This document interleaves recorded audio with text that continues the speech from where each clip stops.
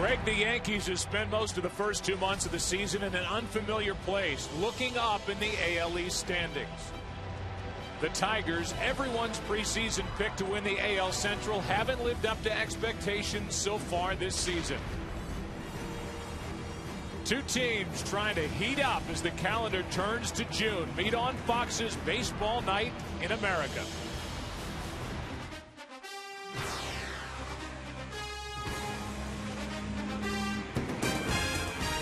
It's that night again. It's Baseball Night in America. It could not be any more pleasant here in Detroit. And some of the names and faces on display here tonight: Jeter, Rodriguez, Fielder, Miguel Cabrera, even mascots and Star Wars characters, you name it, they're all here, and so are you watching in high def. Tonight, it's Baseball Night in America. And now welcome inside the broadcast booth, everybody. I'm Joe Buck. Tim McCarver and Ken Rosenthal are both coming up. Okay, so we were here week one, first Saturday of the regular season. The Red Sox were playing here. We were sizing up what we thought was going to happen this year in the AL Central. So I said to my soon-to-be Hall of Fame partner this: how good are the Detroit Tigers? I can't think of a team in recent memory that is a clear-cut favorite to win their division. I mean, they can hit, they can pitch, and in Jim Leland, they know they have a winning manager. So, are you going to pay attention to whatever we say here for the next minute and a half? I mean, first of all, the White Sox are red hot, but this is a Detroit team that's lost 7 of their last 11, and they're under 500. Yeah, I think the White Sox, clearly, they've won 9 in a row, red hot, and they are going to have something to say about this American League Central. So if the Tigers do win it, it's going to be a lot more difficult than they thought. And I think if you look at the Yankees, here's a team that is over 500. The whole AL East is over 500. And with all that's gone on, they're right there in the race. Joe Girardi can't believe it. Inconsistent starting pitching. They lose 2 of the best relievers in baseball, in Robertson and Mariano Rivera. And they're on base with runners in scoring position. Deplorable. So how are they doing it? They're a game out of first place. Yeah, they're a game out of first place, mixing and matching and getting ready here tonight to try to take the first 2 games of this 3-game set here in Detroit. We are in Motown. Glad you're with us. Baseball Night in America comes your way next.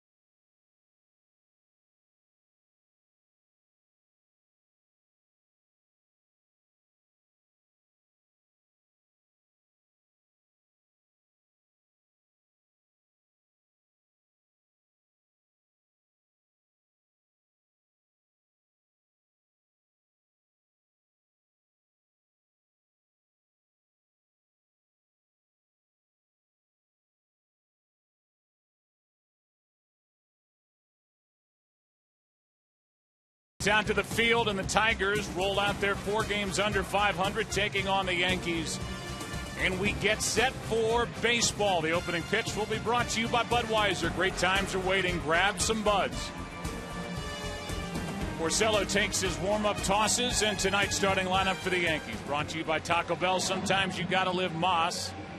Here they are. Derek Jeter leads it off. Then Granderson bats second. Alex Rodriguez hits third. He homered last night, as did Granderson. Then it's Cano, who's been hot, to share at first.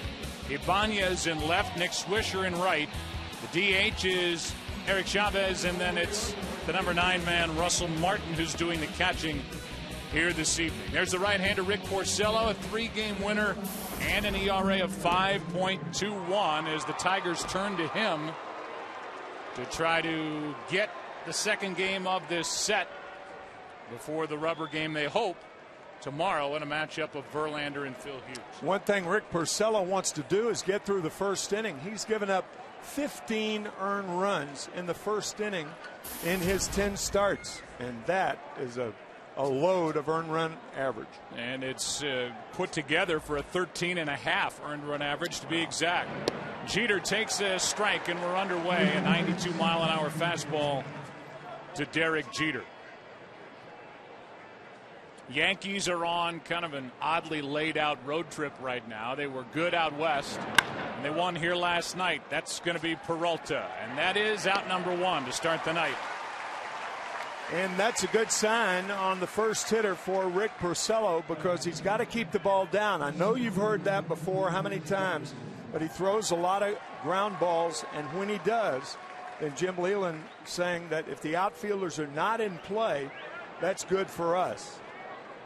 Granderson now, who hit a grand slam last night, the former Detroit Tiger, went deep into right, and he did it off Casey Crosby, a young left-hander making his major league debut. Crosby last night walked 4 of the first 6 batters he faced and paid the price. First pitch, a ball to Granderson, and now a pitch down and in, 2-0.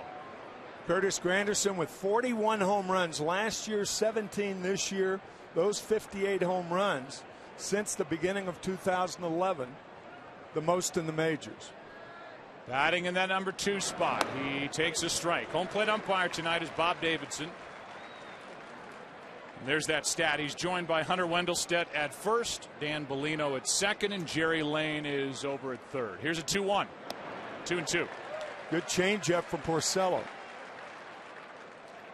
He uses this against left-handed hitters, and it's a good one. Here's a 2-2 from Porcello. Hard hit right side, right at the second baseman. Another ground ball. Worth takes care of it. 2 out. And now the defense brought to you by Scott's. The outfield has got Kelly in left. The newcomer, as you look at the umpires, Barry in center with Brennan Bosch in right. Around the infield, it's Cabrera, Peralta, Worth, and fielder. The catcher is Omir Santos, as both the other 2 catchers are banged up for Detroit. That means their starter Alex Avila and his backup Jared Laird, who is day-to-day with a bad right hamstring. Here's Rodriguez. He homered last night. He's hit 8 on the year, took a strike, and so far so good for Porcello. And now the next. Strike 2, and this could be an uneventful first for Rick if he can make a good pitch to Rodriguez, hitting 280. The Tigers are so banged up behind the plate, they didn't even have a catcher to catch the first pitch from Darth Vader tonight. Darth Vader in the house tonight. It's Star Wars night, as they do every year here. It's been 35 years since Star Wars was introduced to the world, and that changed the life of my partner Tim McCarver, who has since collected figurines and dresses as Darth on weekends when he's not doing the Baseball Night in America telecast. Here's the 0-2. Up the middle, and a 2-out base hit. So the top of the first inning won't be a 1-2-3 affair for the right-hander Porcello and Robinson Cano, who will be hitting in front of, as you know, Tim, stormtroopers. There's your friend Chewbacca, the lovely Princess Leia, and even the mascot is in on the fun. And there was the first pitch. It was just willed to the plate by Darth Vader. He then told Dwayne Belo, who caught that pitch that he was his father.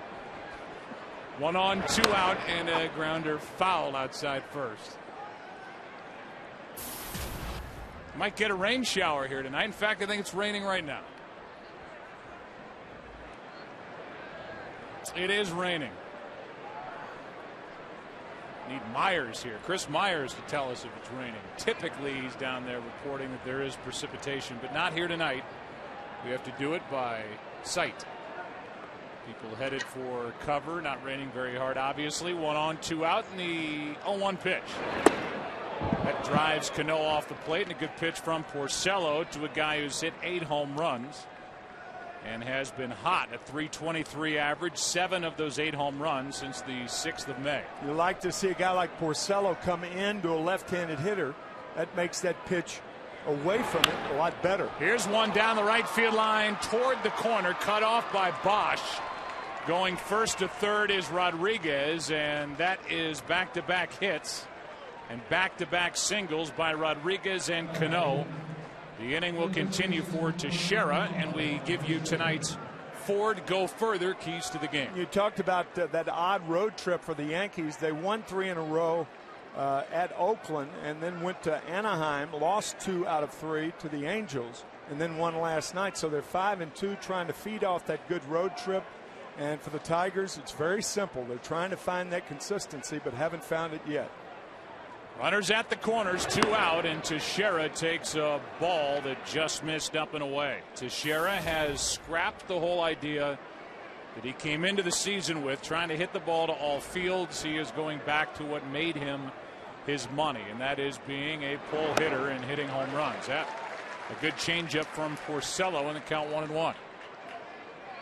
He was not specific by saying who he was trying to make happy, but he said, I came into the season trying to make others happy, and it's just not what I do. Ultimately, it gets back to you. In this game, I don't Absolutely. see how you can do it any other way for a guy that's playing with a big contract, 32 years old, and trying to put up power numbers. The count 2-1. Porcello trying to dodge raindrops and scoring here in the first. Strike 2. So again, Porcello is one good pitch away from getting out of this top of the first before Hiroki Kuroda goes to the hill in the bottom half. Now the rain picks up just a bit. There's Kuroda coming off a win in Oakland. That's foul. 95 from Porcello, who is in his 4th year in the big leagues. He's only 23. Had his best year, his first year, 14-9 that year. Yankees making him work here in the first, and now the count goes full 3-2.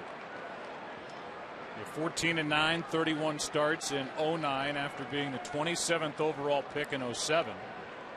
A lot of other teams might have taken him if they believed that it would be reasonable to sign him financially. Here's a ground ball to short, should end the inning.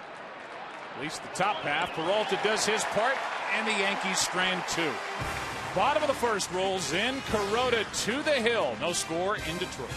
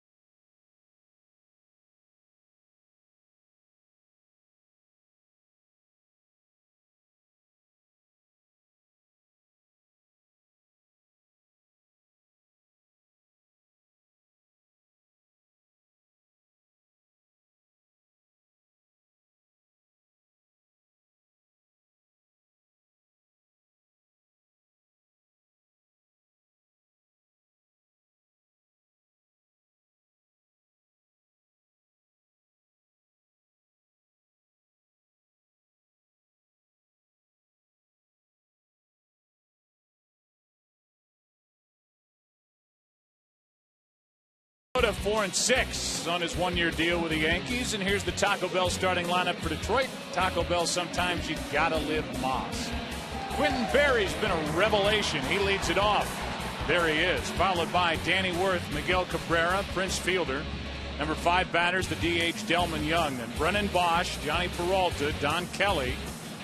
And Omir Santos is catching and batting ninth. So you've got the two power-laden clubs. Their catchers each hitting ninth on a Saturday night. And here are the numbers this season for Kuroda, coming off a 2-0 win. His first road win of the season at Oakland. And he also has problems in the first inning. He's given up 10 first-inning runs in 10 starts. A hard splitter at 88-89. That's unusual. You can tell the difference between the curve and the slider. There's the little hump in the curveball, and he's trying to regain last year's form when he had a 3.07 earned run average for the Dodgers. Fans are loving Quentin Berry, and why not? He's hitting .364. This is his 11th game since being called up. He's 16 of 44, and he's been hot. He's got 6 hits the last 2 games combined. That is a ball up and in, 1-1. So he's taking the place in center and leading off for Austin Jackson, who is on the disabled list and staying on the disabled list with a strained abdominal muscle. That's high, and it's 2-1.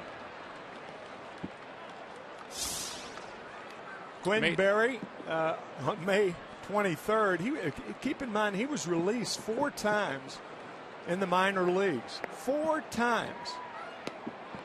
There's a strike, and it's 2-2. So he's with his 5th organization over the last 2 years. 27 years old, a .267 hitter with a lot of strikeouts in the minor leagues. That's inside. Rain picks up a bit, and the count full 3-2.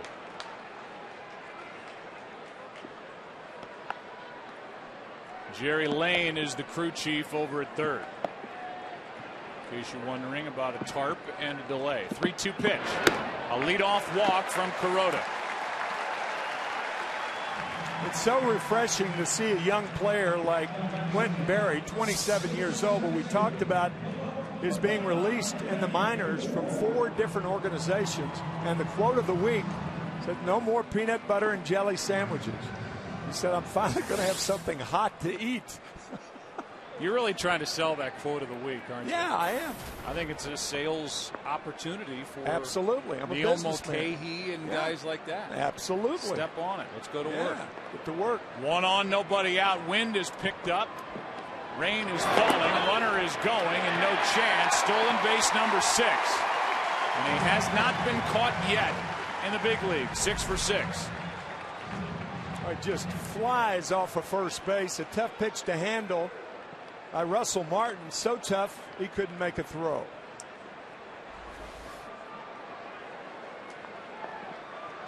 And this is turning into a nasty night weather-wise.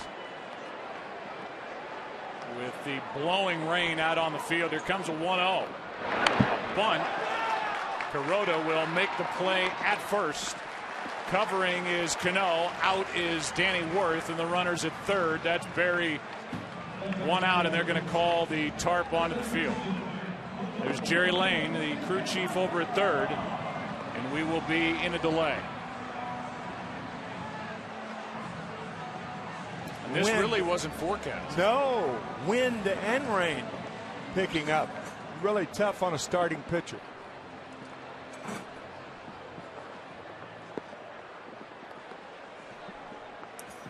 Greg Amsinger is standing by in the MLB studios. Hopefully this will be a quick delay, or this will be a long night here in Detroit and a battle of the bullpens. But right now we're in a brief delay. Stay with us. We're going to send you to the studio. Here's Greg Amsinger as we continue in Detroit. We are experiencing some weather out in Detroit.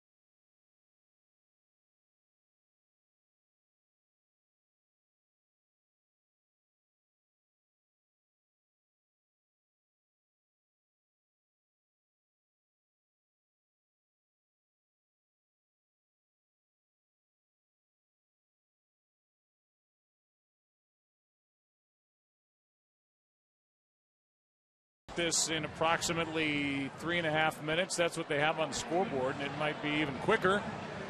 And where are we? The Yankees got 2 hits in their half of the first inning. The Tigers were handed a leadoff walk, a stolen base by Quentin Berry, a bunt. Runner at third, 1 out. Miguel Cabrera with a chance for RBI number 43 or more. He was tied for second in the American League in that category. And Joe Girardi's ball club is only a game out because of what's transpired in the AL East. Tampa Bay and Baltimore now, with Baltimore winning today, each are 30 and 23. The Yankees are a game out. Boston's 2 out, and Toronto is just 3 out in a division where all 5 teams are over the 500 mark. On the other side, Jim Leyland's much talked about Detroit Tigers coming in, and it's easy to forget that Victor Martinez is injured, was lost during the offseason. That prompted the signing of Prince Fielder. You see Chicago, they've won 9 straight. They're 8-8. The White Sox are on the top of the 12th at home against Seattle. And that look at the division, even with all the issues and being 4 games under 500 right now, just 6 games out, with miles to go before we sleep on the 2012 regular season. So Cabrera is back to the plate. Runner at third, 1 out, and a chance for the Tigers to jump on top against Hiroki Kuroda, who's trying to pitch around the leadoff walk, and that is really hard to do with this guy at the plate and Prince Fielder on deck. Cabrera with a chance to put Detroit in front. Pops it up, right side, foul ball, and that is a big out. Cabrera waited over a half hour to foul out to the first baseman, Teixeira, to leave the runner at third. 2 out now. It's up to Prince Fielder. Not only a big out right there, but now Joe Girardi has the option of walking Fielder. Remember, managers don't like to walk too many guys in the early innings because chance for big innings. But if he elects to, he could walk Fielder and pitch to Delmon Young. But they appear to be going to pitch to Prince. It was officially a 39-minute rain delay, and Delmon Young will watch the at-bat by Fielder, who has been crushing right-handed pitching this season. Runner at third, 2 out. Strike 1. There's that overhand hook from Hiroki Kuroda. Fielder is hitting .350 with 7 of his 8 home runs against right-handed pitching and 20 of his 34 RBIs. .278 against lefties, in case you're wondering. The 0-1 pitch.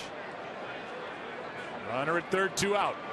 Is jammed back and out of play, strike 2. There are the numbers and the splits for Prince Fielder against lefties and righties.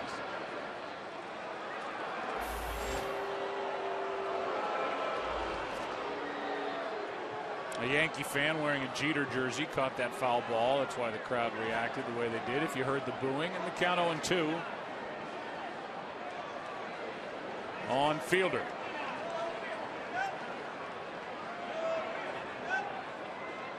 And Kuroda get around that leadoff walk. Here it is from the right-hander, and it's down and away, ball 1. That was that hard splitter we were talking about in the scouting report. He throws it very hard, and it's tough for a catcher to handle. As you see, Russell Martin behind the plate. And the guy at the plate that got that $214 million deal. And just like his opponent tonight, Porcello, it's been a struggle for Kuroda, working on extra rest tonight in the first inning. And that's a rocket caught by Teixeira. Or it caught Teixeira. Yeah. And the inning is over. A leadoff walk, a stolen base, and then that reaction on a ball that could not have been hit harder by Prince Fielder. We're hoping for better weather tonight. No score after 1.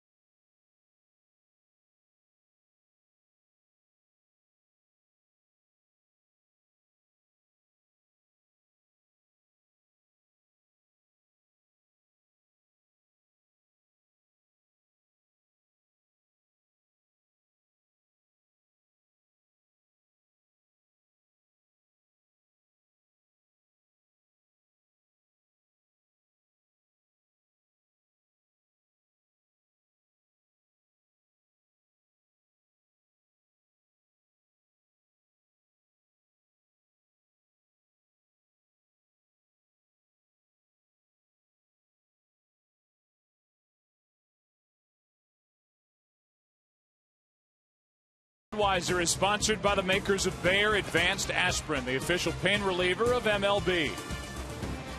Hopefully the rain is out of here for the rest of the night and the last out of the inning. Off the bat of Fielder and almost through the glove of Teixeira at first to end the frame, and that meant that Kuroda got around the runner at third, one-out situation and around the leadoff walk. So he gets congratulations in the dugout. We move to the second, and the birthday boy, Raul Ibanez, who is turning 40 today, I guess he already did, takes a strike. We're underway in the second. It'll be Ibanez, then Nick Swisher, then Chavez, the DH. Eric hitting .253 against Porcello. Got around 2 hits in the first, and that's out of play. Strike 2. Also, Gene Michael, 74 years old today. So happy birthday to the Stick. Yeah, longtime baseball man, former manager of the Yankees, the Cubs, longtime front office man, a baseball lifer, and a great guy. 0-2 the count. That's a tailing pitch that just missed inside. In fact, Gene Michael was the guy who was assisting Bob Watson when they were putting together those great teams for Joe Torre. Torre arrived in '96, and you know what happened after that.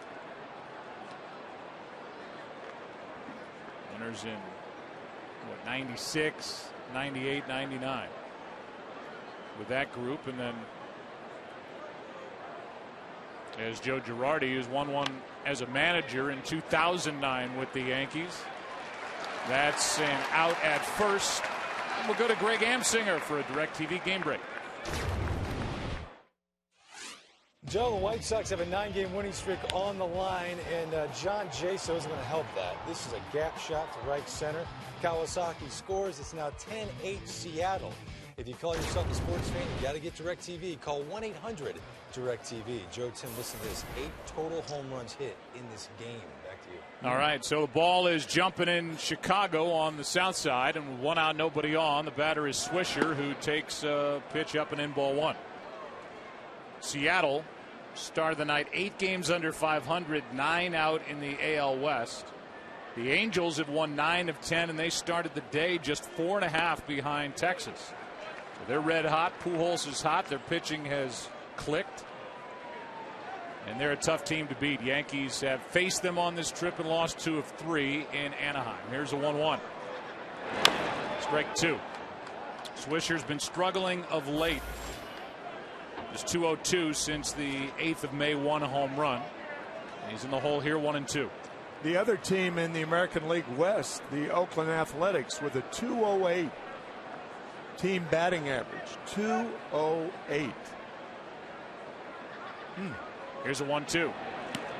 That somehow eludes the glove of Santos. They've clicked off the home plate umpire, Bob Davidson, in the count 2-2.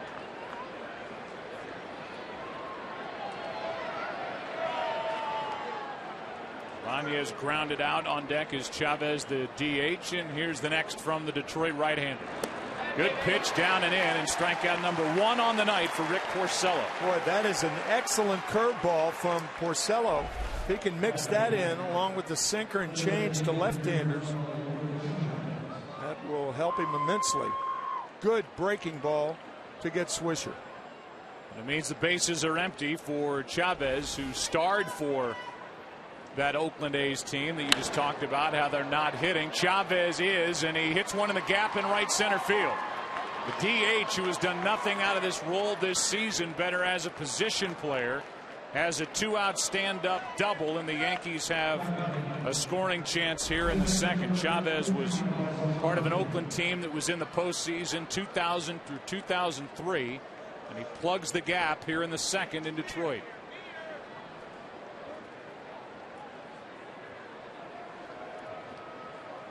Picking up his third base coach, Rob Thompson, and content with seeing a stop sign. And now Russell Martin, who is hitting just 187.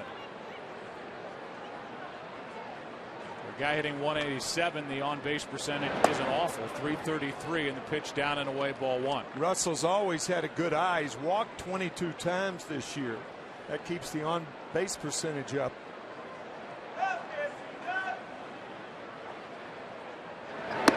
That's inside, and the count 2-0 with the red-hot Derek Jeter on deck.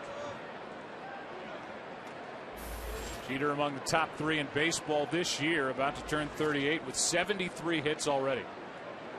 Here's a 2-0. That's low, 3-0, and if you are Jim Leland or their pitching coach Jeff Jones, you're over there thinking, don't walk him. You can't walk the guy hitting 187 to face Jeter. No. Not that he's trying to, and a 3-0 pitch is a strike.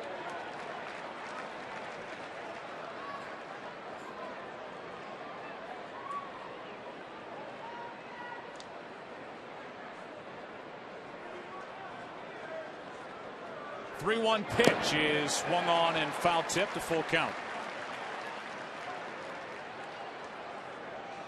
Joe Girardi, the manager of the Yankees, was asked during the week, what if Russell Martin doesn't start hitting? And his answer was, I think I'm going to have to live with it because of what he does behind the plate with the pitching staff. The kind of receiver that he is. Good pitch by Porcello, and after falling behind 3-0, he comes back to get Martin on a weak ground ball to the right side. Bottom of the second rolls in. No score in Detroit.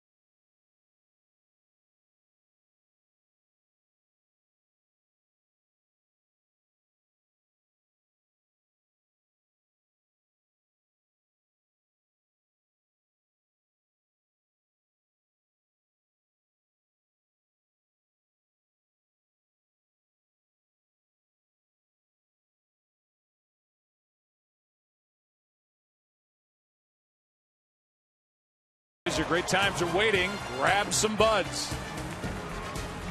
We move into the bottom of the second inning, and for the Tigers, that means Delman Young, Brennan Bosch, and Johnny Peralta against the right-hander Hiroki Kuroda, who's trying to build on his last start at Oakland when he went 8, allowed no runs on 2 hits and a 2-0 win. Foul ball for strike 1.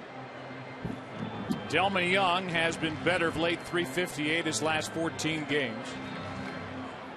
Taking on Kuroda, who was with the Hiroshima Carp from '97 through 2007, with the Dodgers from '08 to last year, when he was 13 and 16.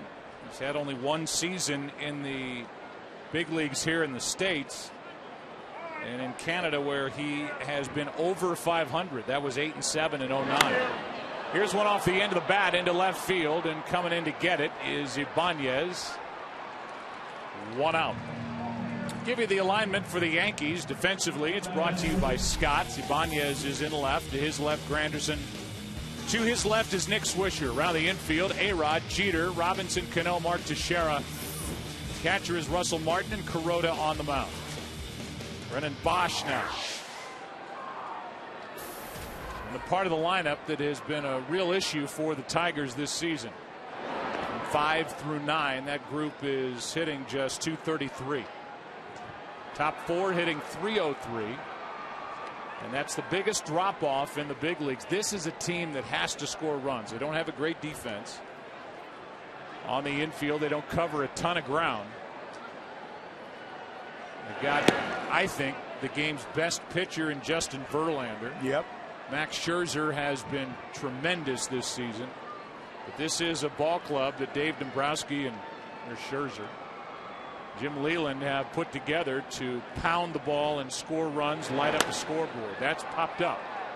Shallow left. That ball is caught.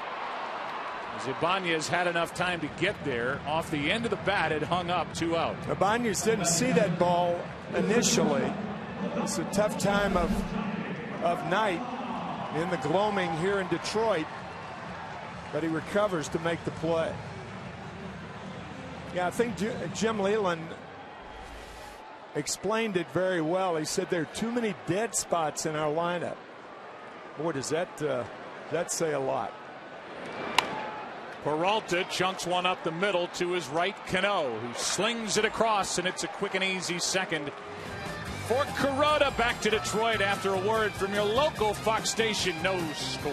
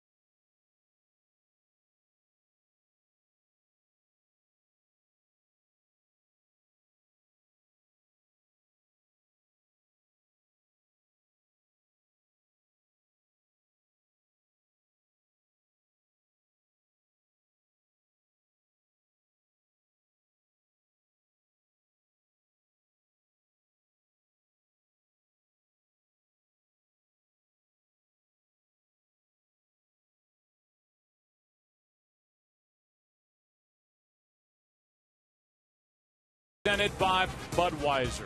Top of the order will bat for the Yankees in the third. There is no score.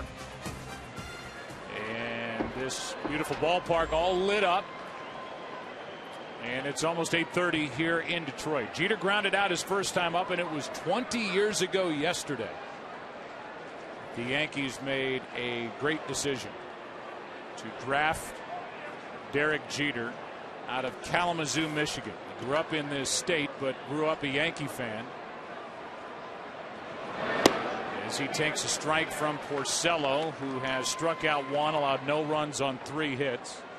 Jeter with 3,161 hits.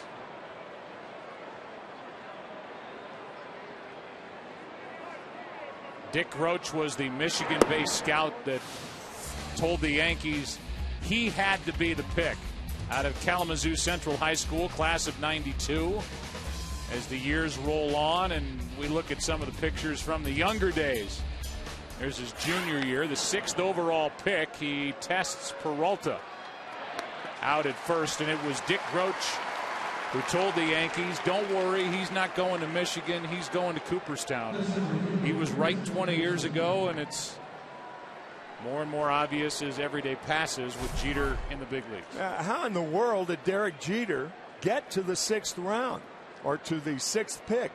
Phil Nevin of the Houston Astros, who is coincidentally the manager of the Toledo Mud Hens, the AAA affiliate of Detroit, and the scout, the great Hal Newhouser, he was the MVP for the Detroit Tigers in 44 and 45, and loved Jeter. Not that he didn't like Phil Nevin, but he liked Jeter, and the Astros didn't listen to Newhouser, and Jeter was the 6th pick, and Hal Newhouser, one of 5, make that 6 numbers, retired by the Tigers.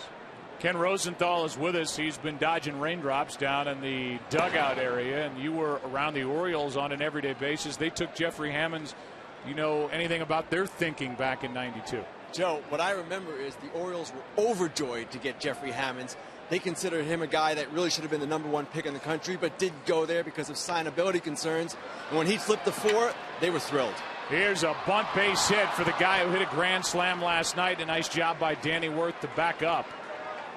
That saves an extra base and an error. That's a base hit all the way. And after Jeter grounded out, this perfect bunt from the guy who is tied for 2nd in the AL with 17 home runs. And from a guy who hit a 380-foot grand slam home run last night. Hits it about 15 feet tonight for another hit.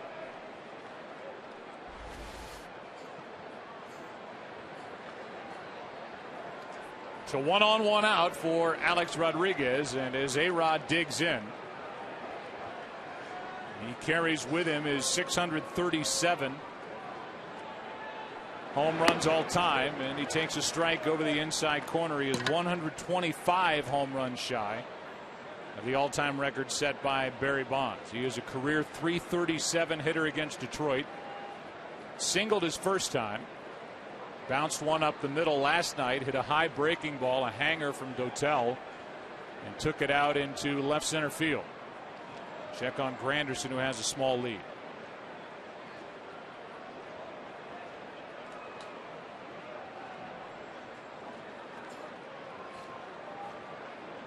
After Rodriguez, it's Cano, 1 on 1 out. Breaking ball, I believe, fouled back toward us. And the count 0-2. That's that fastball inside, as was the first strike. American League pitchers trying not to allow Rodriguez to extend his arms. Good pitch from Porcello, crowding Rodriguez. So the count 0-2.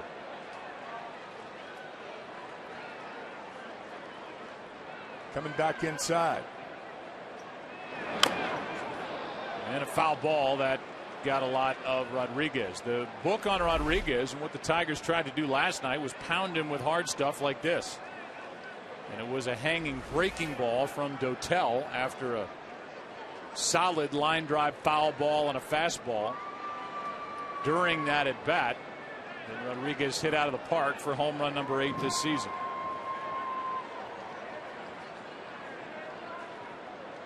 Check on the runner at first. That's Granderson. He has only 2 stolen bases.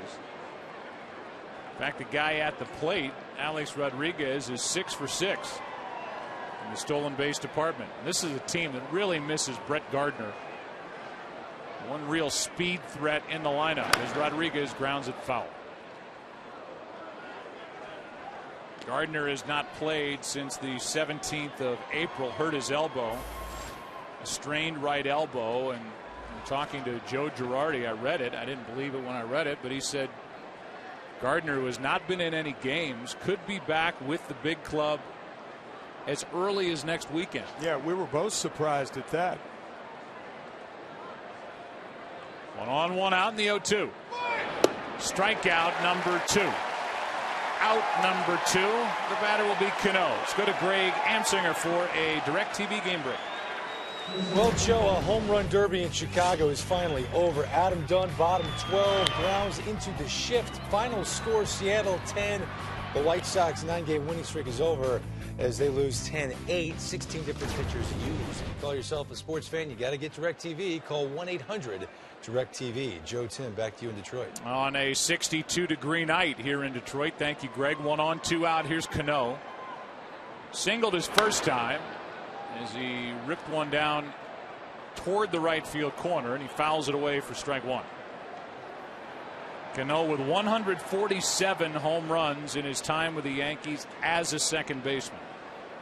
It's tied for the most out of that defensive position with Tony Lazzeri among Yankees second basemen. So the next one, he's got the record. He's hit 8 this season.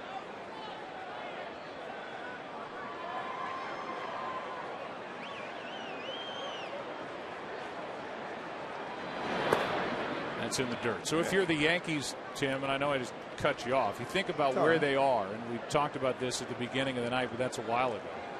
They lose Robertson. They lose Rivera. They lose Pineda in spring training, the big right-hander that they got in the trade with Seattle. They've been inconsistent in their rotation. They've had to mix and match in the bullpen. Their team's been bad hitting with runners in scoring position, and yet throughout all that, they're one game out of first place. And we talked to Joe Girardi about all of those things, and we asked him if he's surprised that they're 5 games over 500. He said absolutely, but we'll take it. Here's the 1-1. Cano takes a ball. We said, what do you need as you go forward? Do you need another starter? Do you need another bat? He said, we just need more consistency. And I don't know if he was ducking the question or not. It seems like they're ripe for another starter if they could find one. And, you know, they've got a high-dollar lineup. And those guys are going to have to be around and play. They need Gardner back, too. You know, from a standpoint of managing, I'm not too sure Joe Girardi gets enough credit. When people talk about the New York Yankees, they talk about the high payroll. They talk about all the stars. You talk about managers of other clubs, Jim Leland of Detroit, Tony La Russa of St. Louis, Mike Matheny in his first year, Robin Ventura. There are a lot of stories written about a lot of managers, but very few about Joe Girardi of the Yankees. Granderson takes off. Throw down is not in time. It sailed a bit from Santos. And it's stolen base number 3 on the year for Granderson. This is the type throw that infielders hate more than any other because it's tailing into the runner. And even though the tag was made by Peralta, the left hand of Curtis Granderson, I was going to say it was already on the bag, but that shot, I'm not too sure. No, it looked like he had him. Yeah. Instead, the inning continues. And Cano grounds foul outside first. The throw did tail right into the runner, but the ball, mitt on the hip. He was out. Hand not on the bag. He was out, but it's stolen base number 3. And an RBI chance for Cano, who's at the plate with a full count.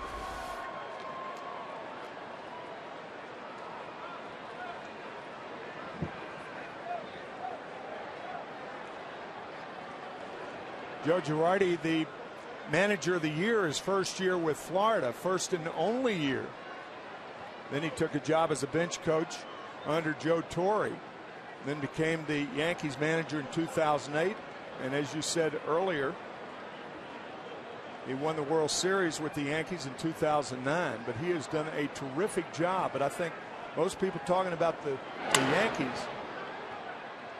Here's a jam shot, broken bat, and he out ends the inning. Say that because of a $209 million contract, anybody could manage that team, and that's not true. Some faces to break as we go to the bottom of the 3rd. Tigers coming up. White Sox have had their winning streak snapped. There's no score.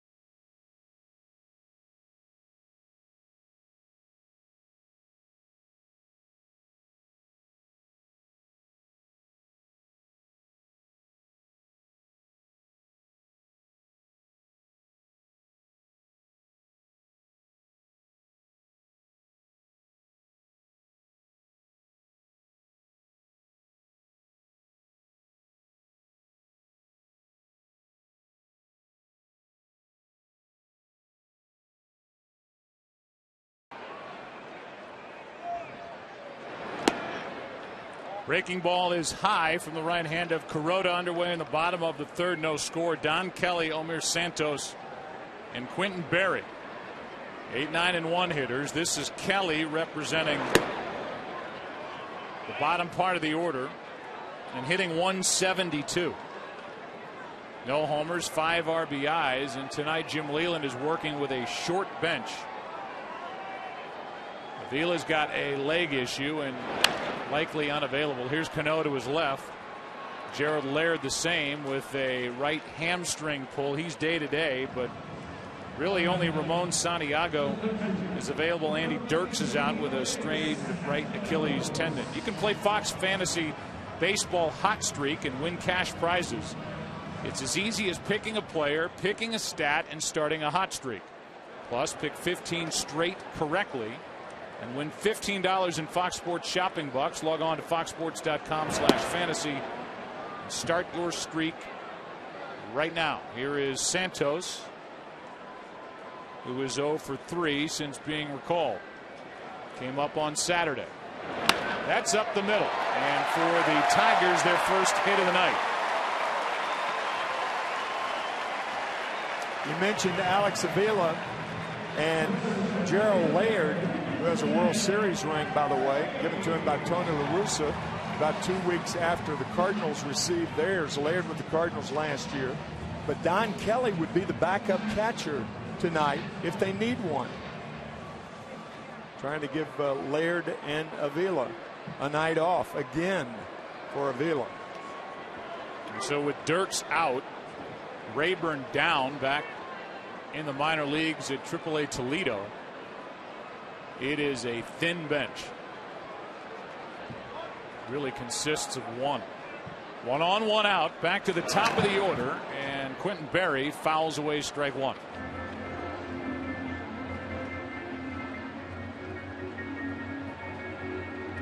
Tigers hoping to get some production out of the second base position.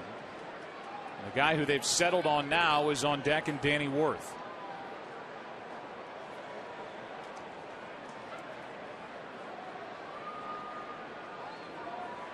Here is an 0-1 from Kuroda after a long look in, and Berry steps out.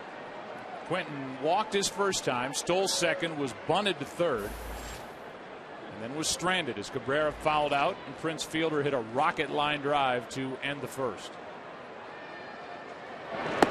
Outside, a ball and a strike.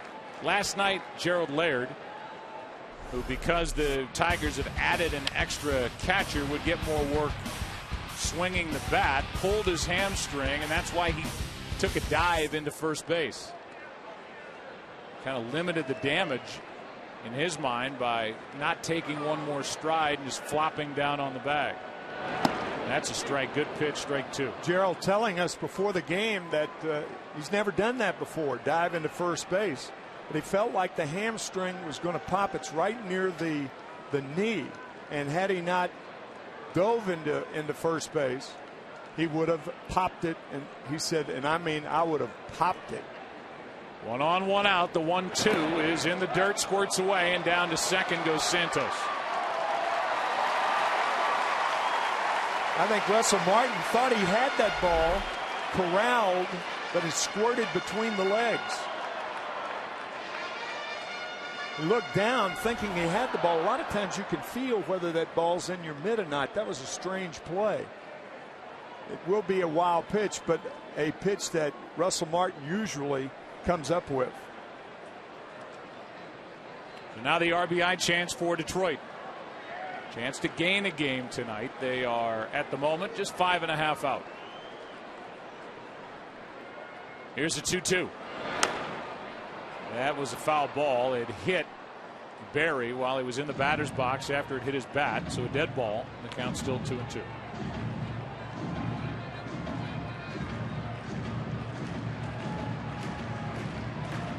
That could be a key wild pitch because, you know, the only thing that can stop Berry from running is having a slow runner in front of him. Wild pitch, you get him to second base. If he moves Santos to third and is at first, he could steal second. Or if he gets a run scoring single, he can steal second.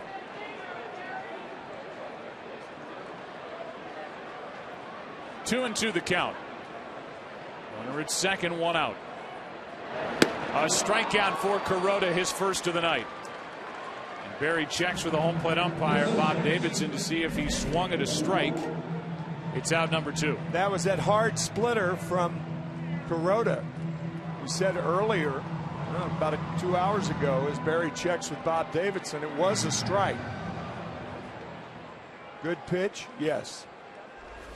So it's up to Danny Worth, who is finally getting his chance, it appears, to settle in and see what he can do on a more regular basis as the second baseman. This is not a time to bunt, but he shows it, and he takes a ball. Now with 2 out and a runner on at second base, why leave the RBI opportunity up to the next guy, even though the next guy is Miguel Cabrera, one of the best hitters in the game. This Tigers organization has been looking for a regular second baseman since Polanco left after 2009. And they have had a ton of guys give it a shot. That one is up and in. Throw down behind the runner from Martin. The count's 2-0. So Polanco leaves. They've had Santiago. He's still with the club. Rhymes is no longer with the team. He's with Tampa Bay. Worth is here. Kelly. Rayburn's been shipped out to the minor leagues. Carlos Guillen is finished. Sizemore, Brandon Inge, who's now with Oakland. Scott Sizemore no longer with the Detroit Tigers, and the pitch is down and away. The count's 3-0, and Kuroda may do the Tigers a favor. So the point is, among all the second basemen they've had this season, the group has combined for a 181 average. Wow. Here's a 3-0. 1. Yeah, sometimes numbers is not a good thing. Detroit's had a bunch of guys who could play second base, but as second baseman, they can't hit thus far. There's Santiago. Switch hitting second baseman who went deep last night. 3-1 pitch from Kuroda is a strike over the outside corner. 3-2.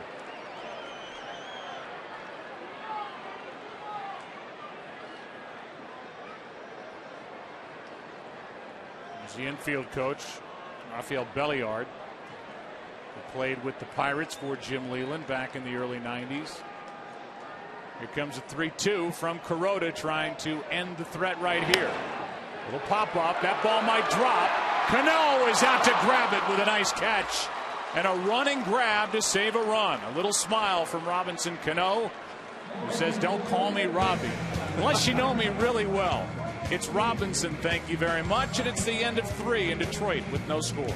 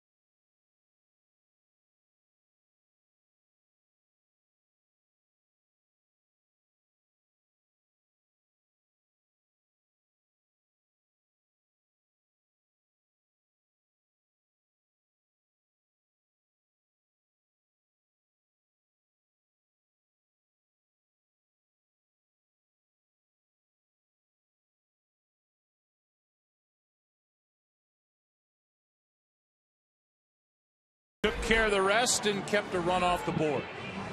One of the few second basemen in baseball that can go to his left very well and his right very well, with a shortstop's arm playing second.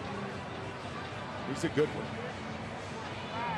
High fives in the dugout, so no score into the fourth inning. Teixeira, Ibanez, and Swisher for the Yankees against the right-hander Porcello.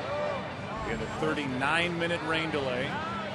It happened in the first, and Teixeira, who grounded out with runners at the corners and 2 out in the first, will lead it off.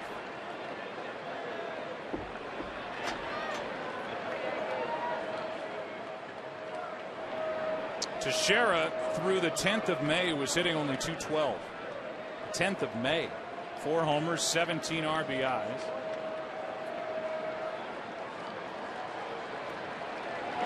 He's been hot since, and we talked about it during his first at bat. He has scrapped the idea of hitting it the other way, although there is no real pronounced shift on the infield as much as there is in the outfield for Teixeira. It's unusual. They're not straight away, but they're not completely out of position. In the year of the shift. Yeah, you're going to have to sell me on that one. Here's a 2-0. Fly ball in the air to left. Will it carry? Back at the wall. It is caught for the first out, and it was taken away. Don Kelly just robbed Teixeira of his 10th of the year. And he went high over the wall to get it. Just a dandy play by Don Kelly. That certainly would have been a home run were it not for the jumping ability. And now the crowd here is seeing it on the Tiger vision. That saved a run. Cano saved a run. Kelly comes back, saves a run to open the fourth. Now a strike to Ibanez. And the reaction from Porcello, who probably for a moment thought he had just allowed his 8th home run of the year. He's the guy who was helped the most. Yeah, I'll say. Here comes the 0-1. Ibanez took it on the outside part, strike 2. So put a star by that. What a catch by Don Kelly in left. This team not known for their defense. They come up with a gem there. Here's one to Fielder. Smothers it, flips it for the out. They just did get Ibanez 2 out. And before Swisher Bats will tell you, today's game presented by Budweiser is sponsored by the all-new Mazda CX-5 with 35 highway MPG. Here's Nick Swisher with 2 out. He's 0 for 1. Struck out his first time up. The Yankees have 4 hits. Tigers have 1. Check swing on a pitch down and in. Porcello has done everything Jim Leland has been talking to him about doing, and that's getting ground balls. Only 1 fly ball out. Make that, 1 fly ball out, and that was the play that Kelly made in left field. 2 strikeouts, the rest ground balls. Porcello wanted home plate umpire Bob Davidson to check with the third base umpire Jerry Lane after that check swing. On the first pitch, Davidson did not. That's up to the home plate umpire. He's called a ball, now a strike. And there's the 1 fly out with the 2 strikeouts. And then all the ground outs. That's in the dirt. And the count 2-1. Chavez on deck. He has the game's only extra base hit.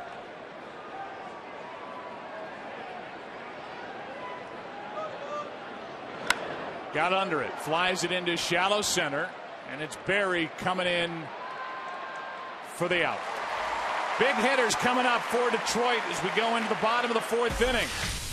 Here they come, Cabrera, Fielder, and Delman Young. But the 2 big guys will start it for the Tigers.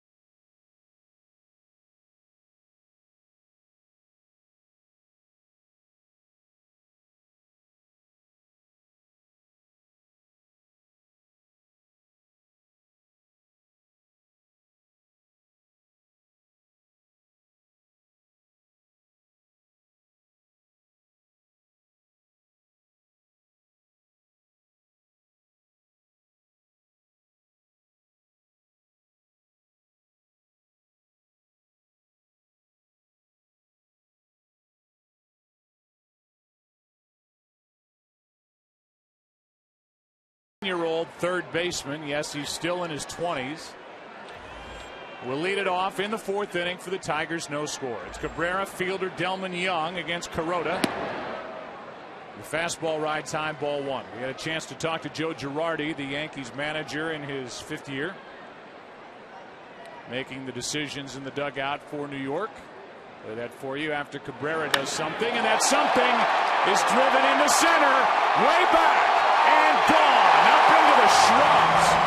Straight away center field, home run number 10 for one of the best in the game.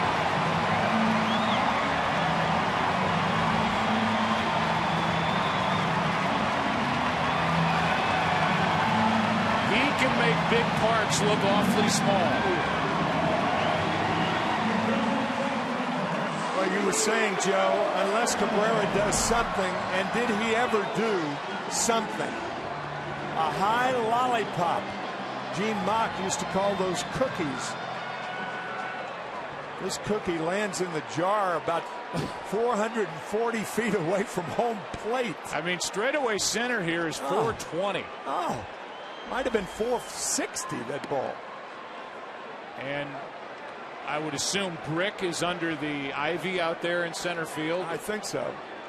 That Brick has a chip out of it somewhere because that thing hit hard. Here's Prince Fielder, who has hit 8. It's that 3-4 combination here. 1-0 Tigers lead here in the fourth. If you think about that center field fence being 420, that ball is at least 40 feet over the fence, maybe 50.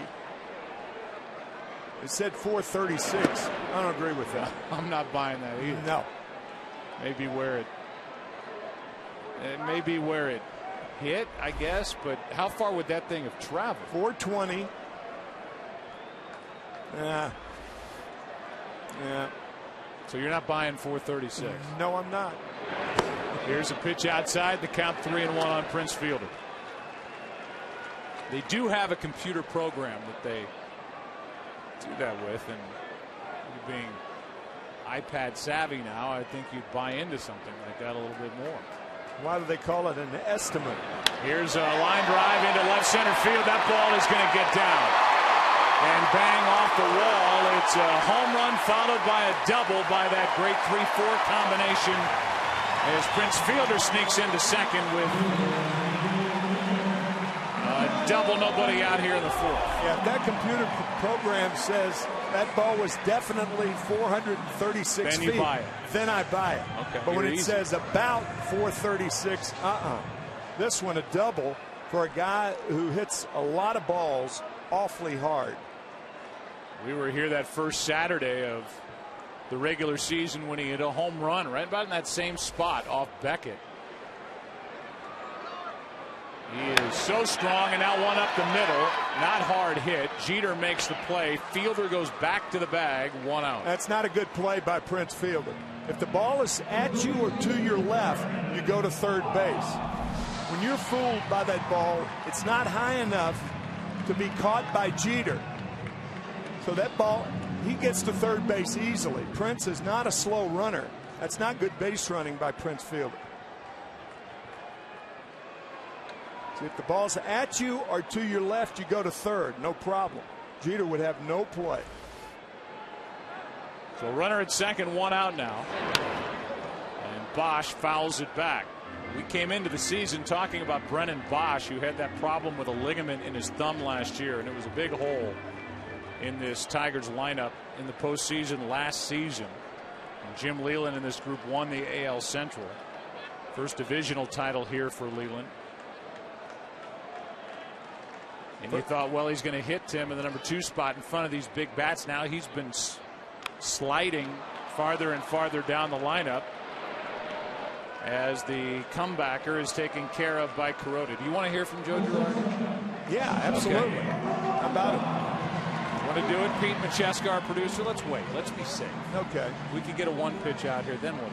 Better safe. Then you're just hung out to dry. That, by the way, the first division title in 24 years by the Tigers. 1987, the last time they won. They got into the tournament back in 06 as a wild card winner. Batter now is Peralta. Let's see if the Tigers can take advantage of that double that followed the home run, 2 out. Peralta grounded out his first time up. He is at the end of a 2-year deal. Johnny Peralta, former Cleveland Indian, is late with that swing. 91-mile-an-hour pitch, and it's strike 2. Jim Leland with a great line in spring training saying that Peralta and Delman Young are playing for groceries this year. They've got a contract to be figured out at the end of the season, here or elsewhere. That guy can buy a lot of groceries. Here's the 0-2. That's outside.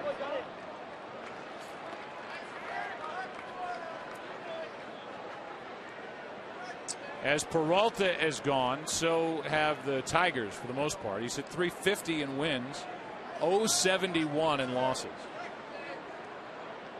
So when they get something out of the guys that aren't featured in this lineup, the Tigers do well. They get nothing out of Peralta here. He's 0 for 2. And despite giving up that mammoth home run to center, then the double, Peralta gets away from further damage. The handshake, it's complicated. It's 1-0 Tigers after 4.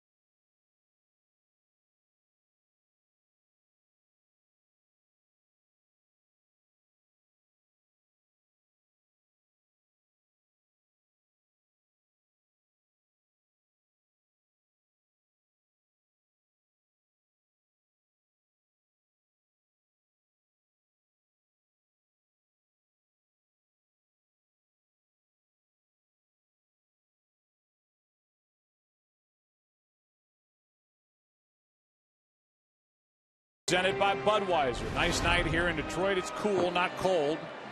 We had a 39-minute rain delay, and Rick Porcello, thanks to the home run by Miguel Cabrera, has a 1-0 lead. He's thrown 67 through 4 innings, and he will deal with the 8, 9, and 1 hitters, Chavez, Russell Martin, and Jeter.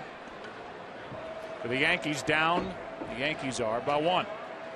Last night, New York won 9-4 behind Sabathia, got his first win with the Yankees here in Detroit. Chavez goes up to get it and fouls it back. He doubled his first time up, strike 1.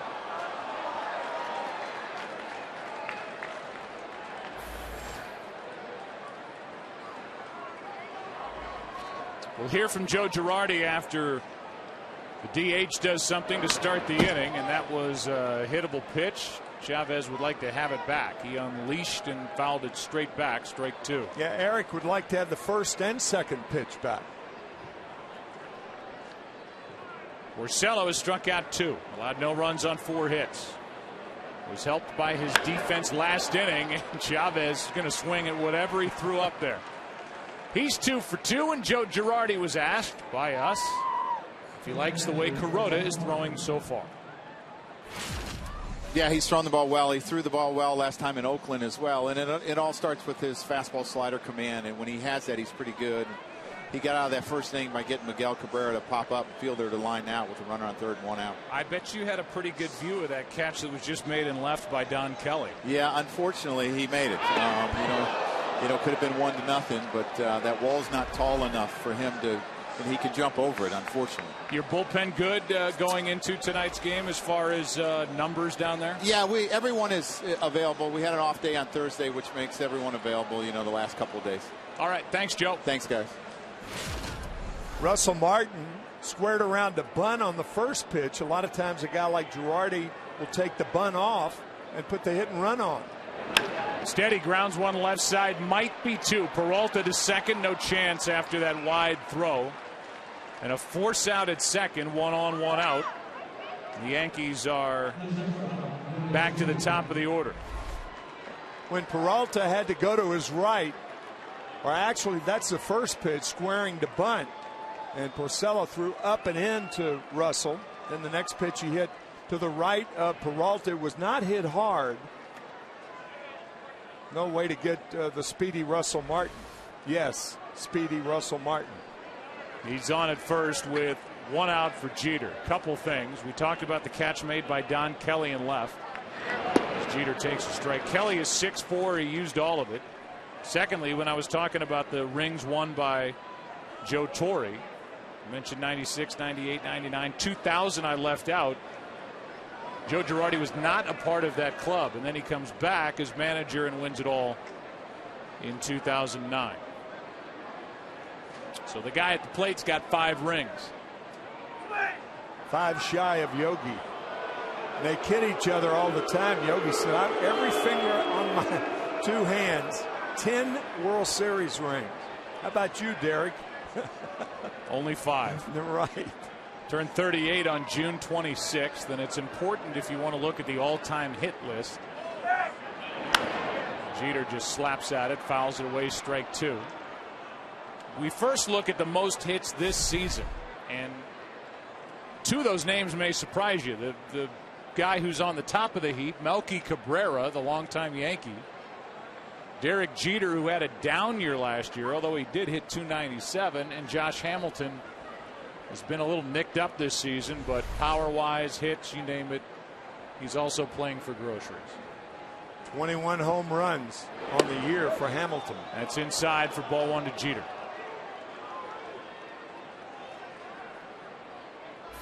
So Jeter is number 1 in the American League in hits with his 73.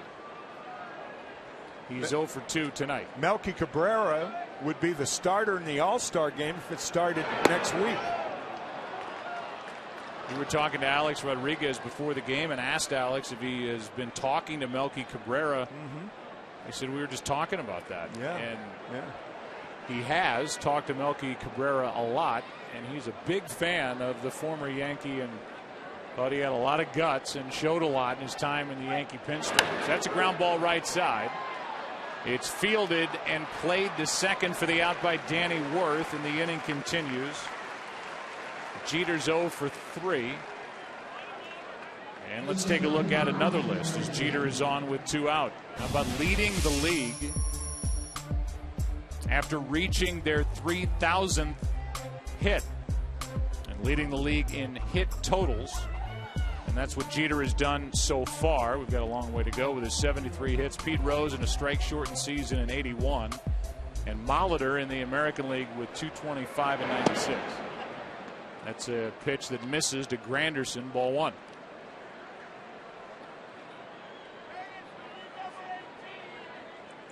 Granderson, a bunt hit his last time up, then he stole second.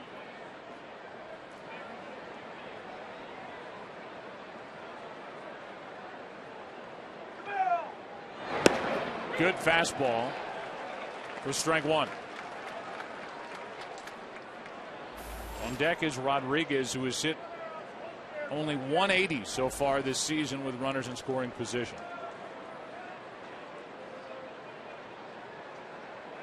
The 1-1 popped up. Much easier play this time for Don Kelly. He will drift back, and the inning is over. A leadoff hit by Chavez. Yankees strand their 5th of the night. Halfway through it on what is turning into a beautiful night in Detroit, Michigan. We give you some scenic shots from the Motor City. 1-0. Tigers on top.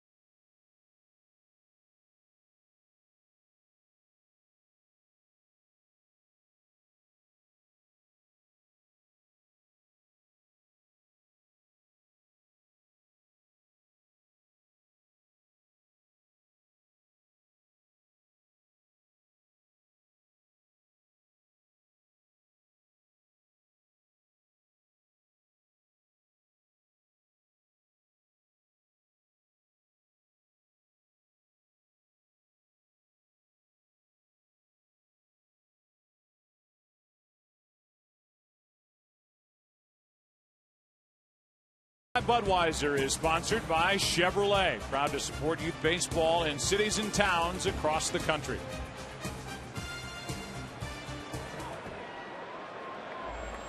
Don Kelly's already had a highlight tonight. That was taking a home run away from Teixeira in the 4th when he went high over the wall to pull one back. Takes a strike from Kuroda. Kelly, Santos, and Quentin Berry. If anybody gets on Danny Worth. That's fouled out of play left side, and strike 2. We talked about the need for Rick Porcello to keep the ball down. Hiroki Kuroda is not a low ball pitcher. And Larry Rothschild talking about it yesterday, saying it's because of his stride. Sometimes it appears, Larry says, that he's pitching uphill, which makes his pitches go up. A lot of high pitches tonight like that one. Fastball misses, ball 1.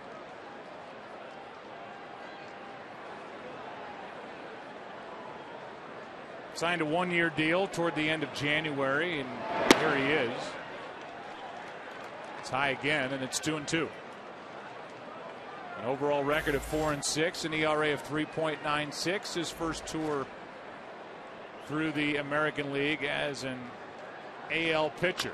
That's fly ball into left, a base hit. One hop in front of Ibanez, and for the Tigers, their 4th hit of the night. Guys can save 5 gallons of water for every day that they skip shaving. That's why Budweiser is asking baseball fans to join the Grow One Save a Million campaign to save water for World Environment Day.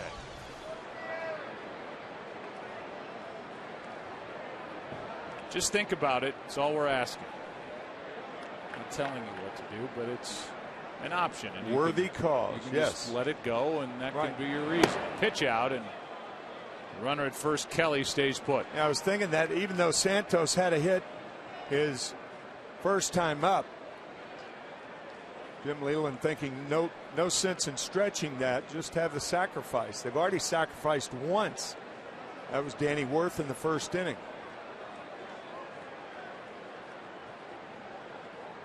Check on the runner, and Kelly gets back without a tag.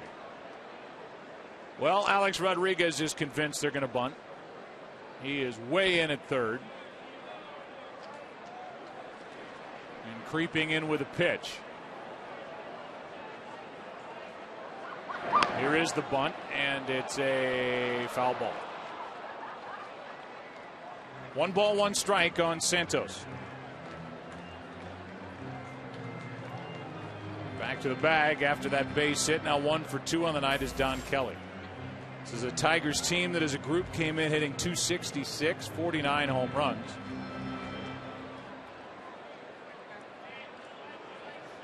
A lot of that production in their third and fourth hitters, however. Just 7th in the AL in slugging percentage. And this was a team that was going to pound the ball all year, and that hasn't been the case so far. 24-28 record, 5.5 out in the AL Central. Another check on the runner, and Kelly gets back. Detroit sports fans were, I'm sure, saddened to learn that Nicholas Lidstrom has had enough. And after 20 years. Yeah, he's hanging up the skates, and there is certainly nobody better in the modern game playing defense in the NHL. He was brilliant. Here is a bunt. Beauty. Kuroda flips for the out. 1 out. Down to second is Kelly. And it was Kuroda feeding Cano at first for the out. Bring in Quentin Berry, who has driven in 3.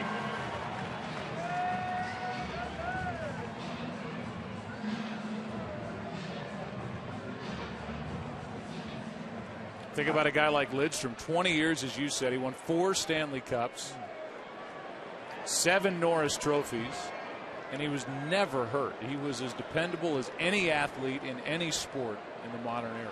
Very warm article in the Detroit paper today about some quotes by Chris Chelios, who played for about 10 years here in Detroit, about his buddy Lindstrom.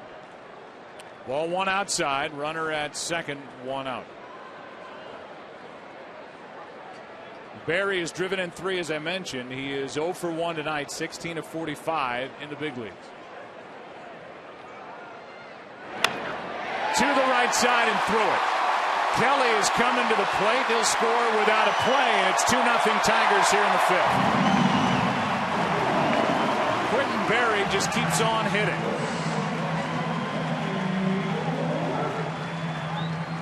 Entered the game batting .364 with 3 RBIs. This, of course, is 4th. Gave the Tigers a chance by walking and stealing second on the first pitch in the first inning. So look for him to run somewhere in the sequence again against Kuroda. He has given this team a spark. There's no doubt. Ken Rosenthal is with us, and Kenny, it looks like the Tigers have found themselves a good one in Quentin Berry, somebody that's really infused some life around here. You guys talked about it earlier. 5th organization in 2 years, waived by the Phillies, released by the Mets. The Reds told him after last season, listen, we don't have any at-bats for you anywhere in the minor leagues. And yet the Tigers, they targeted him early, signed him really quickly because they saw him as a potential alternative to Austin Jackson. He signed because the Tigers told him they could do 2 things for him. Invite him to Major League Spring Training and give him a chance to play at AAA. Quentin Berry had played only 4 games at AAA in his entire career. He jumped. Jim Leyland said he's having the time of his life, and he is. And with the scouting that they have here with Detroit, and the general manager we talked about in that first Saturday of the season, Dave Dombrowski, who's built up 2 franchises, they don't miss much around here, and they got a good one. Meanwhile, the guy that he's replacing, Austin Jackson, has made a lot of adjustments at the plate. He was hurt on May 16th with that abdominal strain. He could have come off the DL today. He's still on it. But he's hitting .331 with 5 homers, 17 RBIs, and he can cover a lot of ground in a big center field. And whether it was Tiger Stadium with a big center field or here at Comerica, you have to be able to cover some turf. And Berry has done that very well in Jackson's place as well. There's Dave Dombrowski. And a good Quinella with he and Jim Leyland. Looks like Berry's going to run here. Nope. And a strike. Hits the inside corner. A ball and a strike.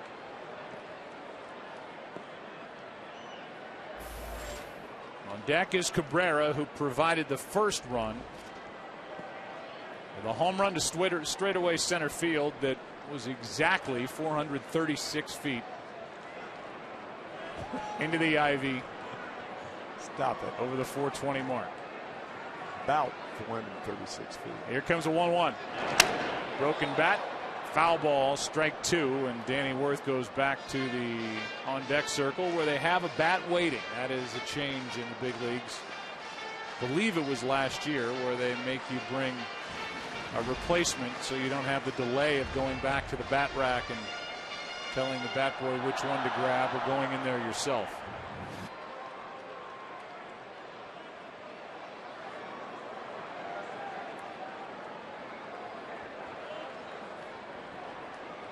So the bat boy did his job. Had one waiting, and Berry goes back to the bag as Kuroda stepped off. Counts 1-2. Runner at first, one out, and they had him leaning and got him. Berry is picked off as Kuroda gets him. Leaning to his right, and Hiroki Kuroda gave him his best move and gets out number 2. You could see even taking that small step with the right foot, and once you do that, you're out. Just had him at first base. Right foot, leaning towards second. Good quick pickoff by Kuroda. Quick feet. You think Jim Leyland doesn't like Quentin Berry? He just gave him a high five on the way back to the dugout after getting picked off for the RBI base hit through the right side to double the lead. 2 out in the inning, and now a 2-2 count on Danny Worth.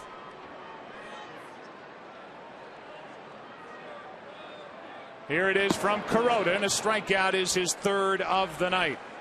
But Quentin Berry gets the RBI, his 4th in the big league. Shot one through the right side to score Don Kelly.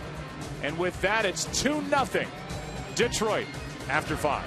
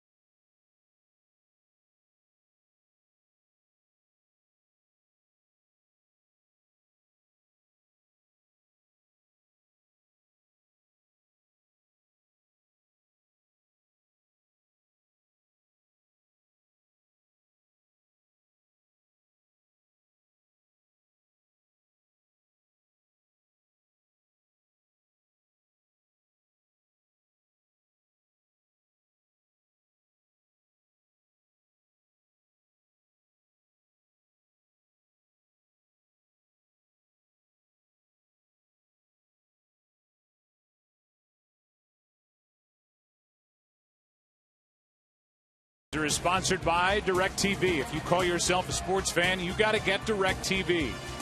And by Jeep. Give you our Jeep game summary. And it looks like this. 2-0 Detroit on top. 39-minute rain delay in the bottom of the first. Cabrera with a blast. That came in the 4th inning, his 10th of the season. Quentin Berry has been a nice find for this organization. The 27-year-old with a base hit through the right side. 6 years in the minor leagues. Very little work as high as AAA, and now the guy is, well, he hit in the first 6 games in the big leagues. That was a Detroit record from at least 1918 on. He had 3 hits on Thursday to help the Tigers avoid a 4-game sweep at Boston. Had 3 hits last night. He's got a base hit, a walk, a steal, and an RBI tonight. A-Rod first up. Alex is out in front of that pitch. Good delivery from the Jersey kid, Rick Porcello. It's a product of Seton Hall Prep. And Porcello has done well. He struck out 2, allowed no runs on 5 hits. He's pitched A-Rod totally different this at bat than he did the prior 2. 2 sliders away, back in. It's the last thing that Santos or anybody on the Tiger side wants to see is him get hit with a foul tip. I was thinking the same thing. You talk about jinxed. I don't like that word, but if there is ever a position that has filled that bill most aptly, it's been the catching position of the Tigers. They just cannot avoid damage behind the plate. This one hitting Santos on the thumb and the left thigh.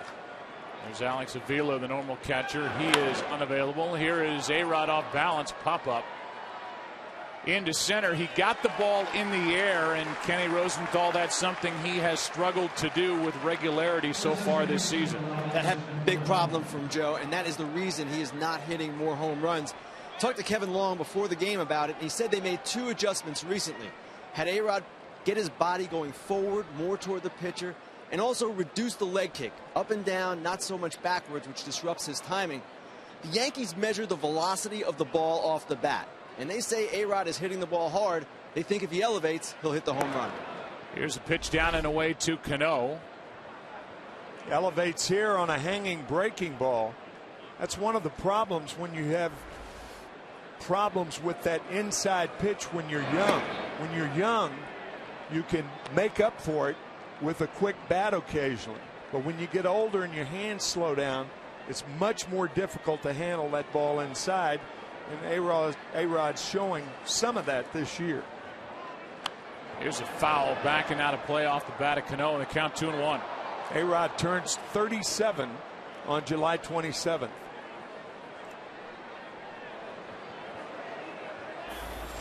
On deck is Teixeira. Cano 1 for 2. He singled in the first. Grounded out to the right side his next time up. He's ahead on the count here, 2-1. 2-2.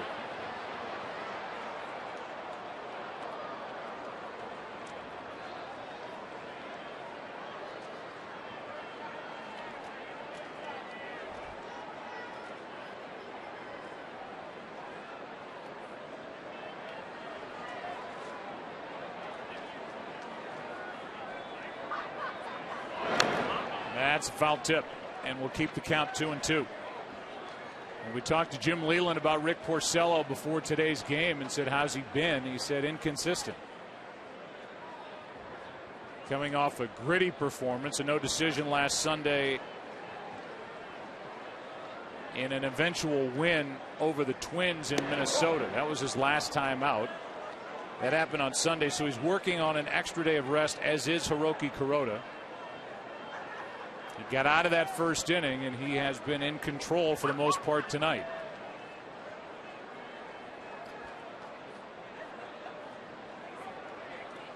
One out, nobody on. 3-2 pitch is fouled back.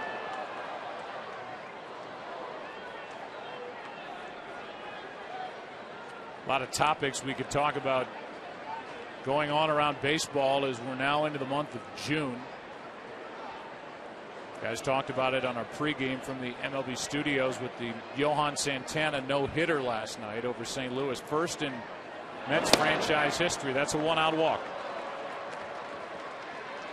Johan Santana, in the 51st year of the New York Mets, gets the club's first no-hitter. And there you have it, 8,019 games. Last night there was a disputed ball hit by Beltran down the line. Beltran took the high road on it. Looked to be a fair ball, called foul. Here's one up the middle, a base hit. And after the walk, a single by Teixeira. Going to third is Cano. Good aggressive base running all the way around. And it's second and third, 1 out as Cano pushed it and Teixeira was right behind him. Quentin Berry went for the head fake at second base. Watch Cano just glide into second, acting like he's not going to third. Berry looked, and now too late, overthrows the cutoff man, and Rodriguez throw to second base, not in time.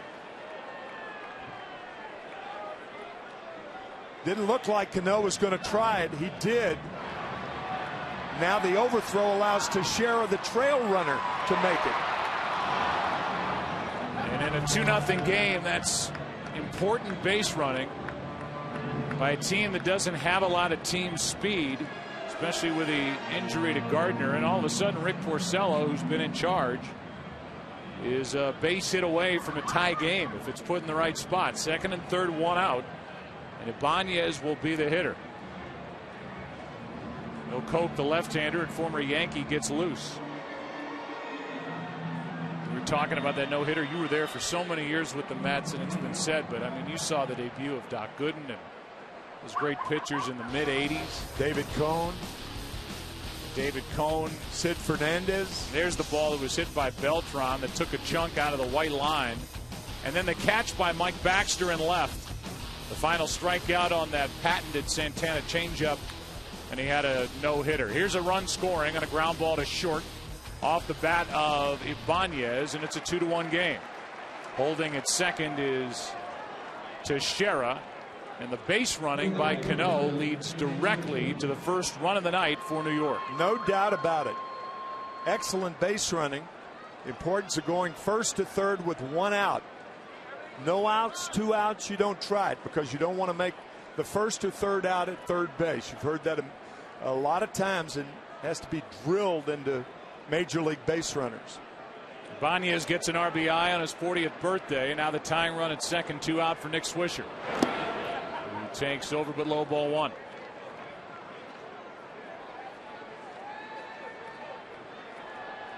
I can't think of anybody who deserves a no-hitter in the game any more than Johan Santana.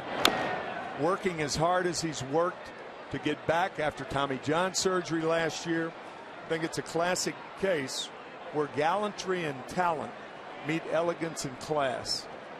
And if you saw the post-game press conference, Terry Collins, his manager, was genuinely emotional, choked up, couldn't talk because of what you just described, and a guy who has fought his way back.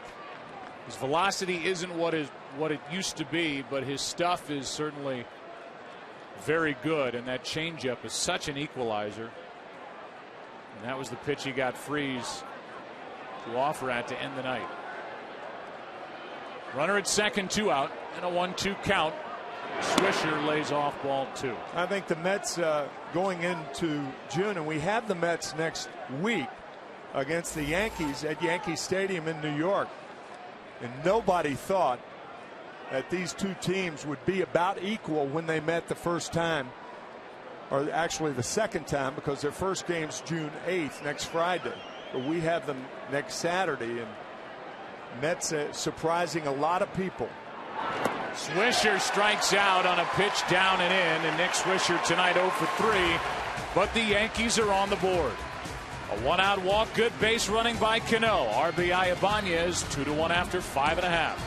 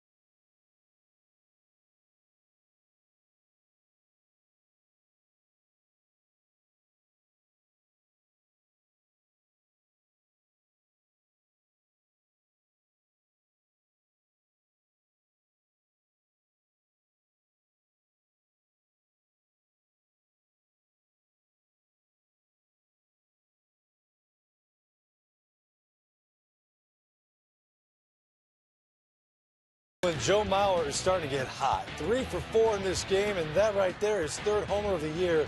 It is 7-4 Twins at the moment in the bottom of the 7th. Off to Houston. The Astros were down 8-2 at one point. Came back to take the lead. Then Ryan Ludwig hits the 5th home run in this game between the two clubs, his 6th of the year. It's 9-9, the 5th. Let's send it back to Joe Buck and Tim McCarver in Detroit. Well, thank you, Greg. And Ludwig has really been a nice addition. Well, Jocketty knew him from his days in St. Louis. Kind of an afterthought coming into the season, but he's been a big bat in that lineup for Dusty Baker. The Reds lead the NL Central by 3 games at the moment. Cardinals lost today again to the Mets. The Mets are 7 games over 500. Cabrera has a home run tonight. Now has a 1-1 count. Rick Porcello, by that reaction, makes you think after 99 pitches his night is finished. Phil Koch has been up before, and he is doing it again. 1 ball, 1 strike as a beach ball gets loose out in right field. Koch was part of that 3-team trade that sent Granderson to the Yankees, a number of players to the Diamondbacks, and then Austin Jackson and predominantly Phil Koch here to the Detroit Tigers. That's a swinging strike. It's 1-2. Ian Kennedy was a part of that trade coming from the Yankees, and he has really blossomed into one of the game's best starters for Arizona. That is just a rocket into center field. 2 hops up against the wall, and Cabrera's got a homer, a double. And he's at second with nobody out to start the 6th inning as the Tigers try to get that run right back. I noticed early that the Yankees play Granderson a little toward right center field for Cabrera. And he does hit a lot of balls to center field, but this ball is hit so hard that it's normally a ball that a center fielder would at least maybe have a chance. But that is typical Cabrera.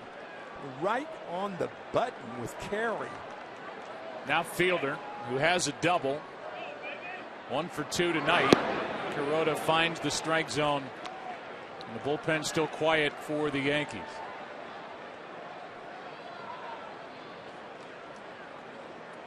But they're talking about it. And Larry Rothschild is going to go right to the phone.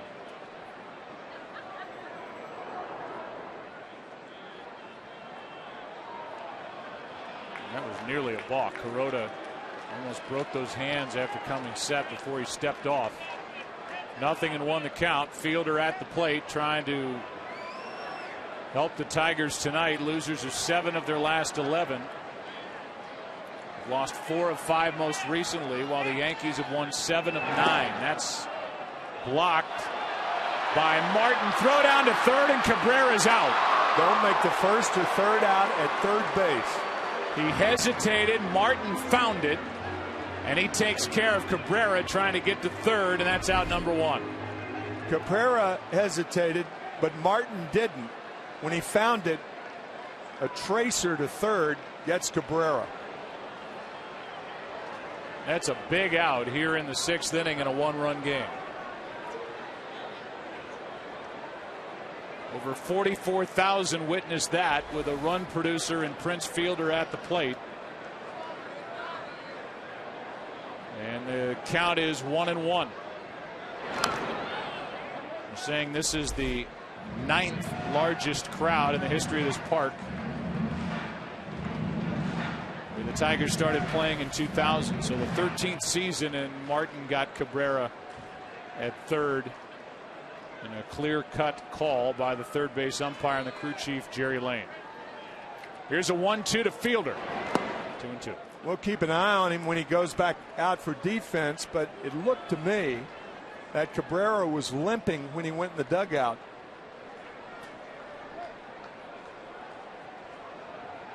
That sudden start, you just hate to see a guy like that even grimace in pain. He's so important to the Tiger offense.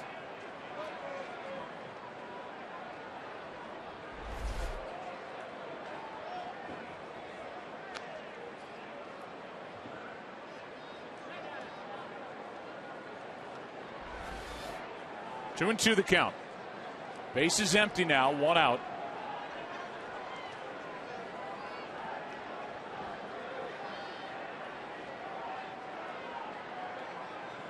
Here's a 1-2. A swing and a miss on the splitter, and strikeout number 4 for out number 2 here in the 6th inning. Diamonds and Dreams. Here's Ken Rosenthal.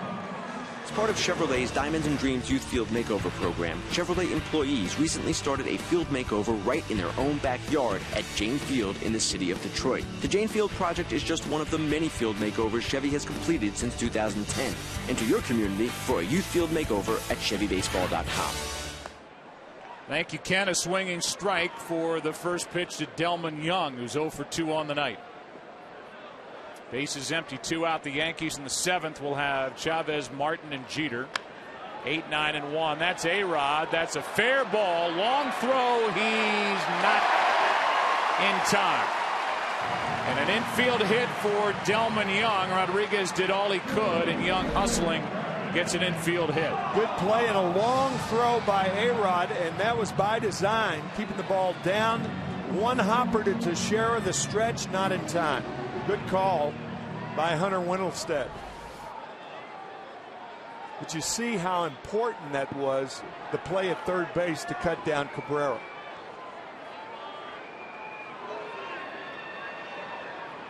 Bosch now 0 for 2, runner at first, 2 out. Brennan has hit 5 home runs. Given in just 19. His average 231, takes a ball.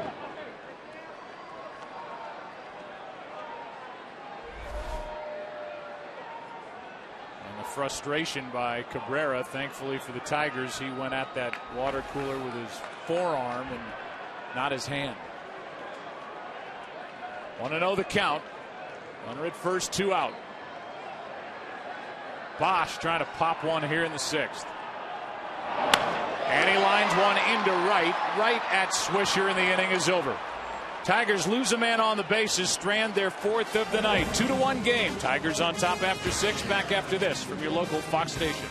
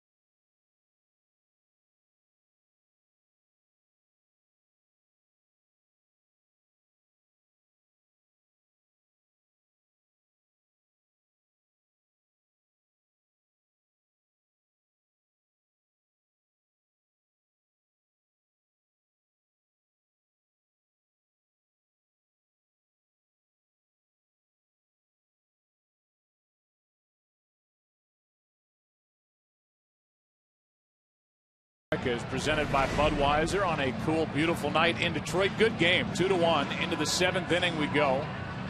Got through a 39-minute rain delay in the first inning, and now we're in the last third of the game. The Tigers are into their bullpen as Phil Cope checks in the former Yankee. He will deal with Chavez, Martin, and Jeter. Chavez is going to be lifted for a pinch hitter, Andrew Jones. And Joaquin Benoit, the right-hander, gets loose.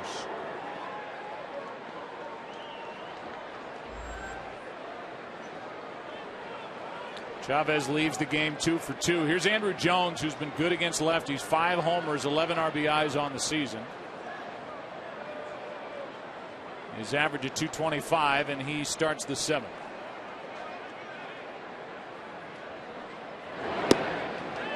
That's in for a strike on a breaking ball. And during the break, while Koch was taking his warm-up tosses and they were dragging the infield, Miguel Cabrera still frustrated with the base running gaff and making the first out at third base in what is a 1-run game, and that pitch was up and Andrew Jones jumped all over it. He's on to start the 7th inning with a base hit, and the DH spot is 3 for 3. I think as much as any hitter in the American League, Andrew Jones at this stage in his career is up there to try to pull the ball, and he does.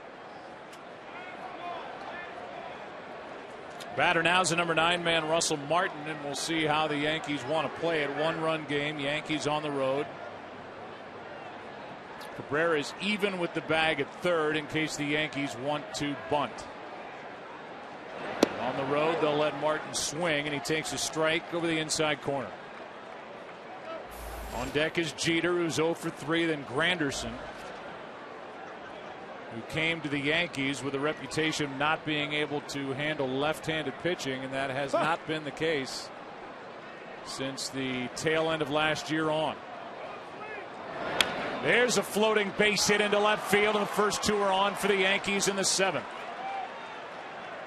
Russell Martin, who started the night hitting 187 down to 184, gives up a base hit, gets one into left, and it's 2 on, nobody out. Back to the top of the order. And we'll see how long the Tigers want to go with Koch, or if they want to check in with Benoit out of their bullpen. I think what's interesting is sometimes Derek Jeter will take it upon himself to bunt in a situation like this. He's an excellent bunter. And Jim Leyland coming out, I think Benoit is going to be the pitcher, and we'll see how Derek Jeter plays it. A lot going on here in the 7th. So Koch didn't get anybody. Andrew Jones with a base hit into left, followed by a floating base hit by Russell Martin. Here comes Benoit, the right-hander, with Derek Jeter coming up. It's 2-1. Tigers on top as we take a break in the 7th.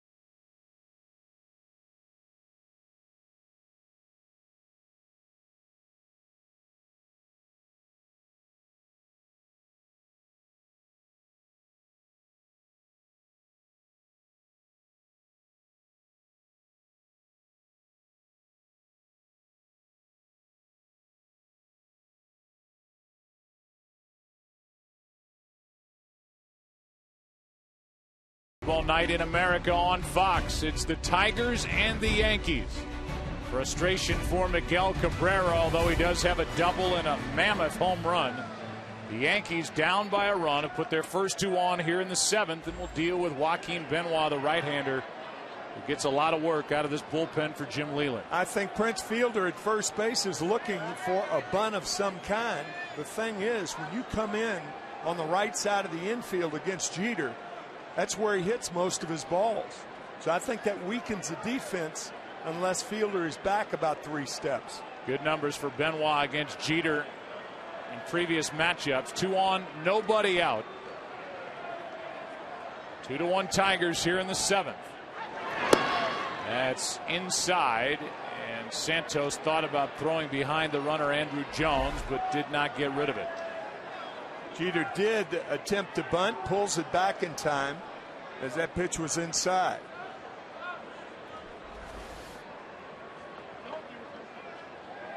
Jeter's a master in situations like this of doing what the defense doesn't think he's going to do. Tigers still looking for it. Pinched in on the corners. First and second, nobody out. That is ball 2. Jeter evidently got the bat back on a 94-mile-an-hour fastball, low, 2-0.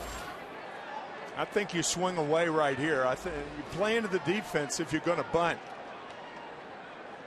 Jeter's natural stroke again is to right field, and he's got both the second baseman and the first baseman in a state of flux.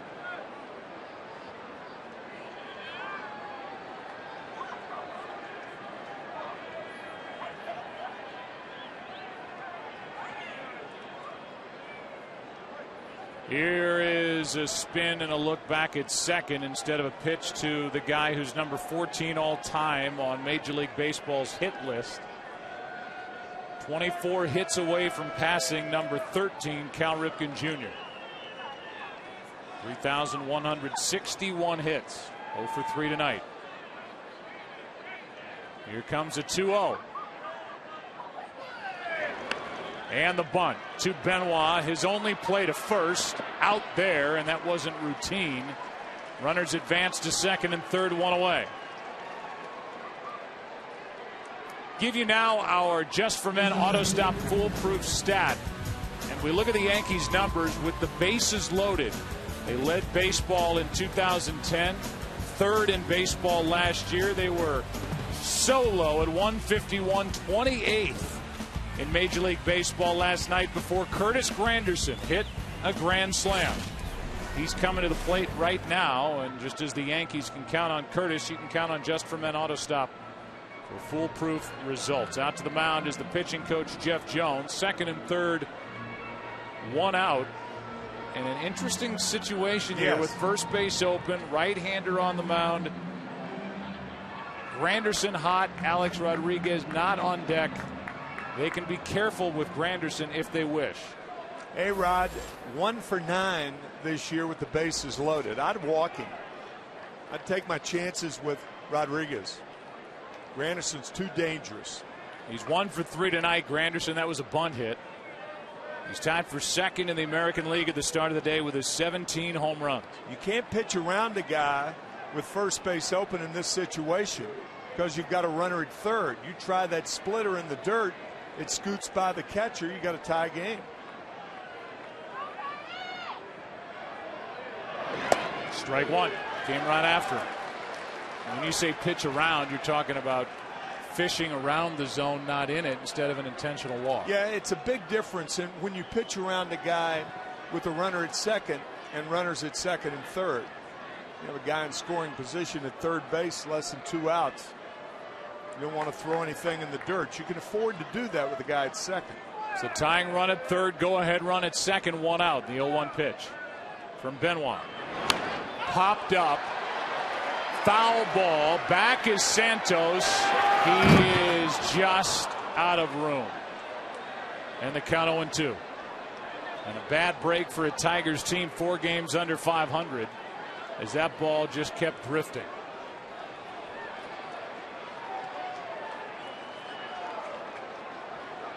And evidently, Joe Girardi has just been ejected.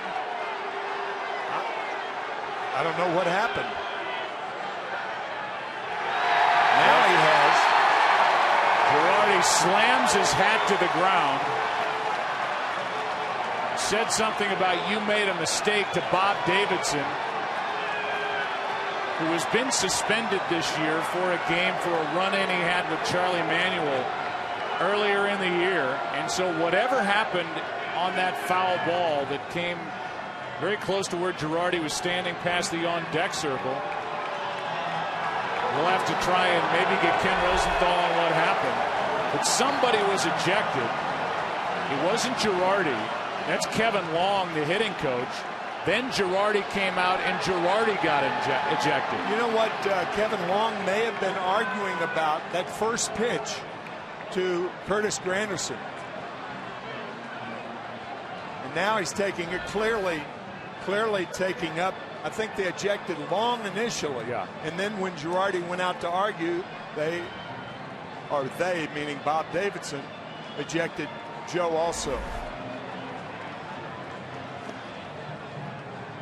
And that was the ejection of Girardi following Kevin Long. Meanwhile, the count has gone to 0-2 on Granderson with second and third, one out in a one-run game. Joe, I think what gave Kevin Long a voice, as Tony Pena will be the manager now for the Yankees, what gave Kevin Long a voice was the fact that Bob Davidson had to go over near the Yankee dugout on the pop fly that where Santos ran out of room. So Long and then Girardi, both are gone. And the 0-2 pitch from Benoit with second and third, one out. A strikeout is big for Benoit, two gone. And this inning will fall into the lap of Alex Rodriguez, second and third, two out.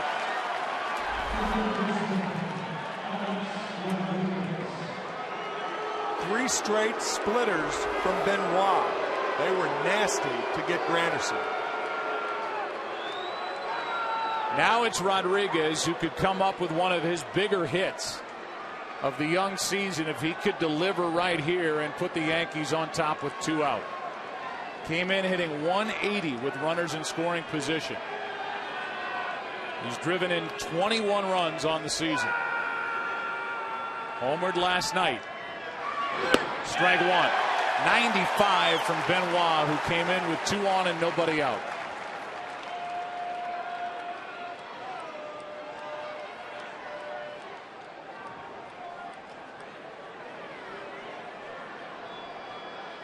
Jeter gave the Tigers an out with a bunt. Advanced the runners. Instead of pitching around the hot Granderson, Benoit came and got him, struck him out. And let's go back while we have a moment and look at the first pitch to Granderson called strike one that may have led to the ejection of Kevin Long. I mean, Kevin Long looking from the dugout, and now he's talking to Bob Davidson, and sure enough, Davidson was close enough to the Yankee dugout where he could hear Long, and now Joe Girardi going out to protect his hitting coach. Rodriguez with a count 0-1. Big chance for Alex Rodriguez. Inside. You could read the lips of Kevin Long to start that. I don't know what followed, but the first thing he said is, "What are you looking at?" Yeah. And that got the attention of Bob Davidson, and whatever followed got Kevin Long ejected.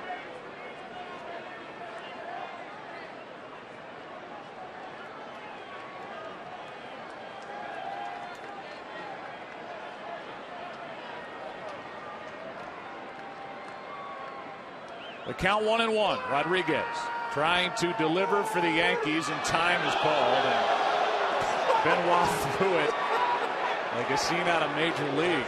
It's no pitch. Look where this thing ends up. Time was granted by Davidson, and Benoit tried to pull it back, and that was the result.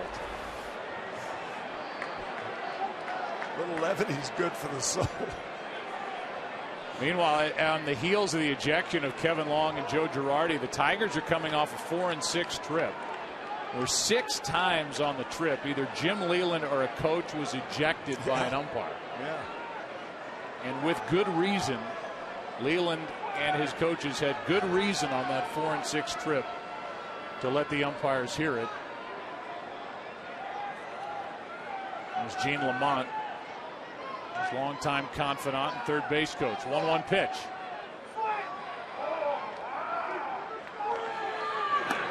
Two and one. Once again, this puts a lot of pressure on a guy like Santos, because to be effective, Benoit's got to be down in the strike zone. The first pitch to Granderson was about 6 inches off the ground. You want to call his best stuff, the best stuff to A-Rod, but in the process, know that if it scoots by you, a run scores cheaply. Benoit could do some job here for the Tigers in the 7th in a game they need, with Verlander going tomorrow against Phil Hughes. Tigers trying to gain a game in the AL Central tonight. 2-1 pitch.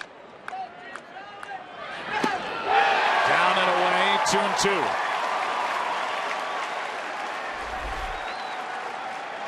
The reason that Benoit was upset is his catcher was setting up inside and he missed by about 1.5 feet.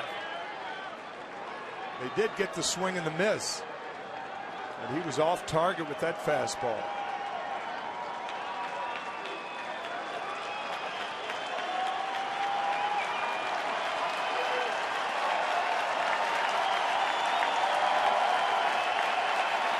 Benoit one good pitch away from getting out of this jam.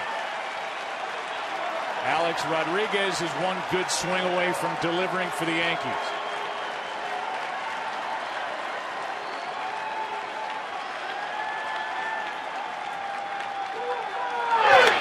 Foul back here, and it's still 2-2.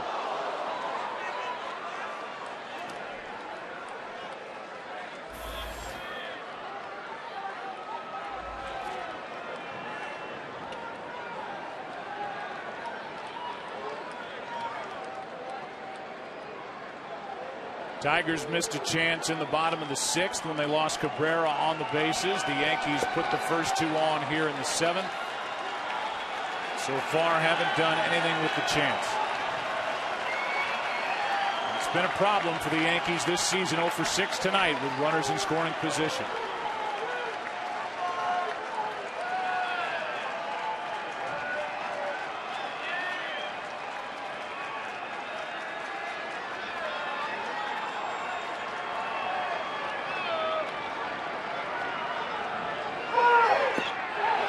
Rodriguez checked his swing, and it's a full count.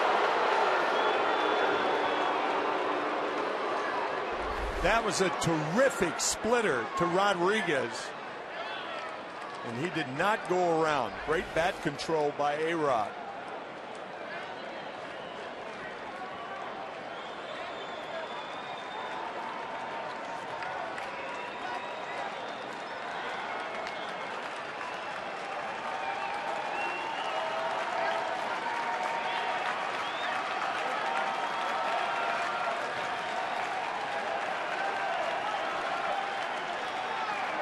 Time called. So the guy who is 5th on the all-time home run list, with first base open, it's not even a consideration right now to pitch around Rodriguez with Robinson Cano on deck. 637 career home runs. Jim Leyland coming right after Granderson, got the strikeout. Coming right after Rodriguez with a full count now. First base open, 2 out.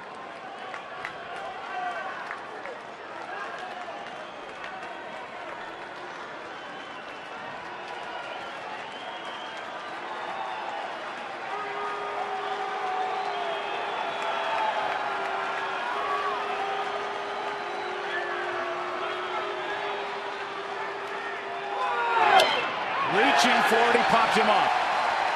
Rodriguez flips the bat down and out to grab it. Second baseman Danny Wirth, and Benoit does a great job for the Tigers in the top of the 7th. Here's the pitch that got Kevin Long ejected. Then Joe Girardi ejected. Granderson and the Yankees dejected as we go to the 7th inning stretch. Benoit, great work. Baseball night in America. 2-1 Tigers.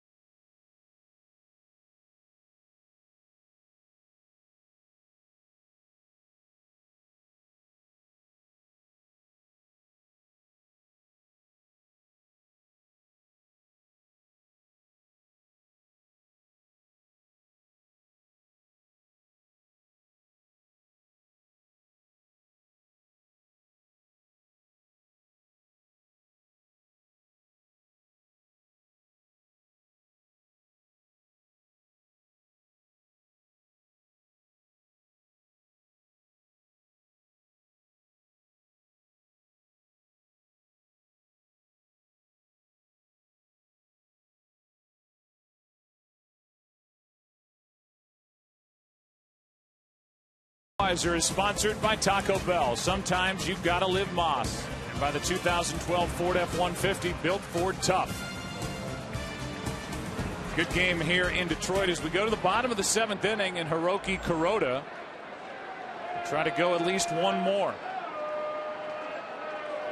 Clay Rapata, who worked last night, the left-hander. David Phelps, the rookie right-hander, getting loose. In case Kuroda needs help, Peralta first up, and he rips one to Rodriguez, one out. It will bring in Don Kelly. One out, nobody on, and Santos on deck.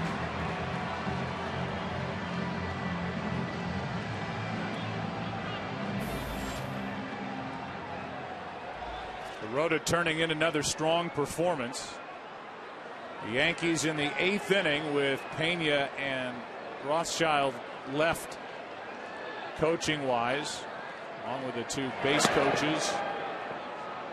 Mike Harkey out in the bullpen. Both the hitting coach Kevin Long and the manager Joe Girardi have been ejected here tonight. That happened in the top of the inning. First pitch a ball, now a strike to Don Kelly. It's 1-1.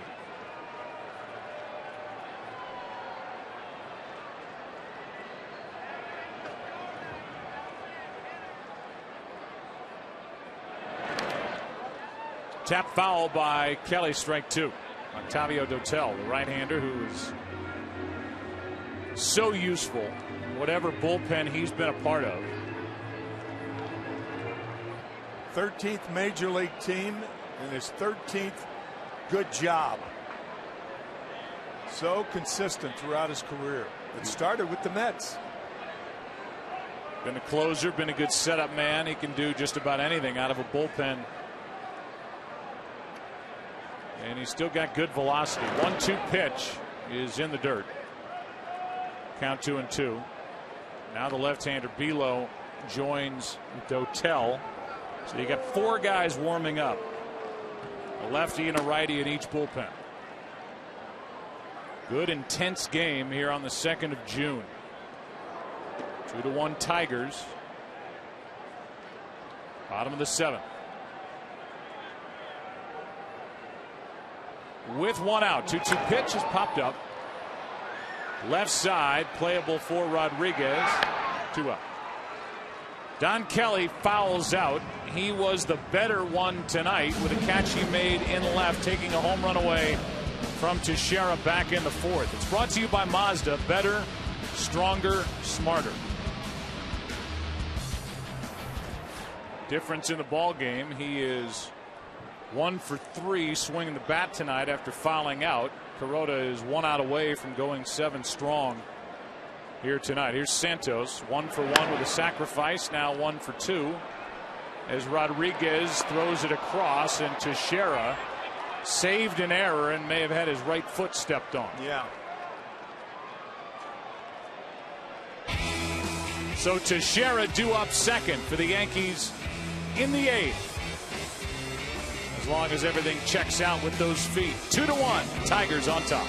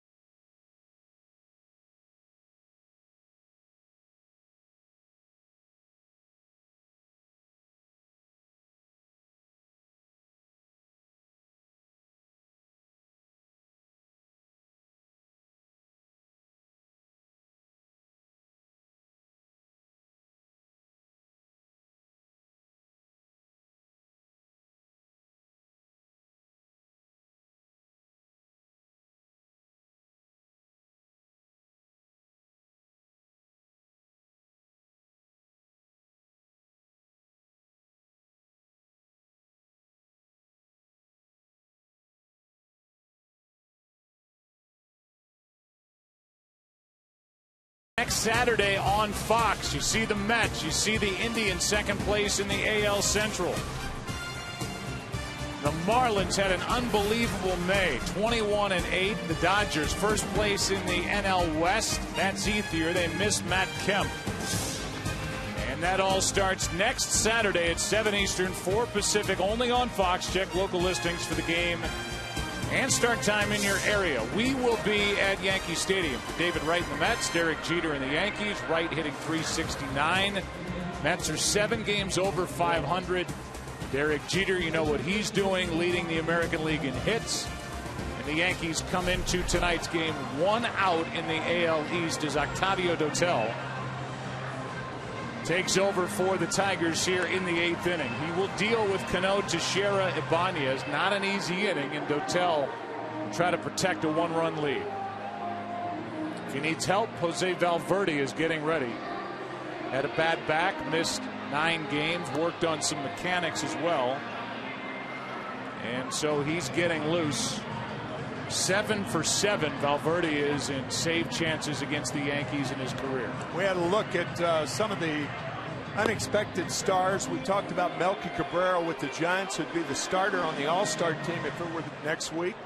Another guy who is so impressive, and the first thing you think of when you see him is, my gosh, what a gifted body Giancarlo Stanton has. He is so strong. There's no tail to the ball that's hit the other way. It carries through the opposite field, and there are very few people in the history of the game, in my experience, that I've seen that are able to carry that ball through to the fence in right center field like Stanton does. 12 home runs in May. We showed you that 21-8 record for the Marlins, and the NL East is bunched up like the AL East.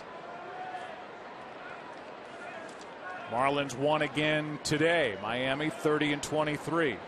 Same record as the Mets. Washington 29-21 to start the day. That pitch is over but low, and the count's 2-0 on Cano, who was 1 for 2 with a walk, a run scored, a base hit, and a ground out. Washington also won behind Strasburg, so the top part of that division keeps on winning. Here is a 2-0. Right side. 2-1. Steven Strasburg, 9 strikeouts in 7 innings in the Nationals win. Allowed just 4 hits. I saw a game the Marlins played this past week where Tommy Hutton, our good buddy, and one of the announcers for the Marlins said that Stanton's size and the way he hits the ball, it's going to be for him in his future. It's going to be people who are watching him on television who want to go outside to run errands or whatever. Tommy said they're going to say, just a second, wait till this guy hits. He's only 22 years old. Amazing raw strength. He's the type of guy, you know, you read in the paper and you're listening to the game and you pull the paper down when he hits. Right. Yeah. He's one of those guys. Here is a 2-2 to Cano, and that's up and away. There are 3 guys right now, 3 young players that baseball is blessed to have, and they come along at a good time. Mike Trout, Bryce Harper, who just looks like an incredible athlete, and Giancarlo Stanton. We'll hear from Kenny Rosenthal after Cano does something to start the 8th.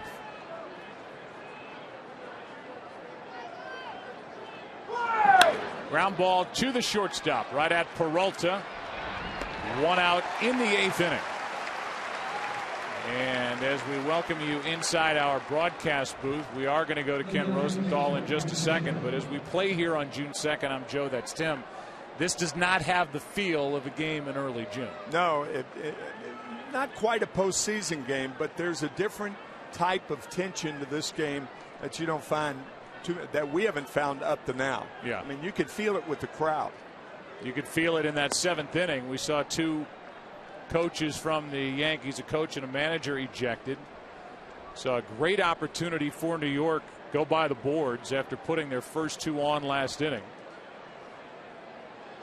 And now Cano is the first out here in the 8th. The batter is Teixeira, who was robbed of a home run back in the 4th. He's 1 for 3. We'll give you another look at a game summary. Girardi and Long ejected in the 7th. Porcello good. He's in line for the win if the bullpen hangs on. And the Yankees are 0 for 7 with runners in scoring position. Detroit not much better, 1 for 8. Check swing. He didn't go. Ball 2.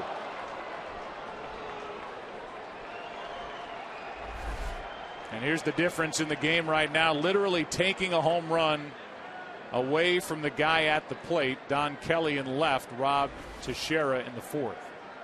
The 2-1. Good pitch by Dotel, keeping it inside, and the count 2-2.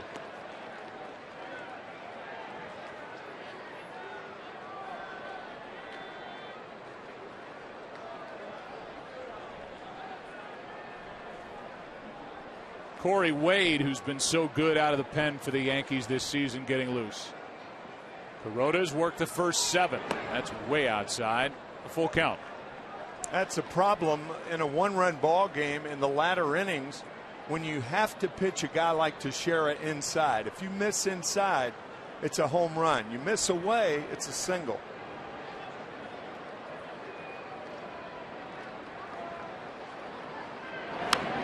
Popped up left side, and that ball will sail out of play. Here tomorrow, the Tigers are going to honor Maglio Ordonez.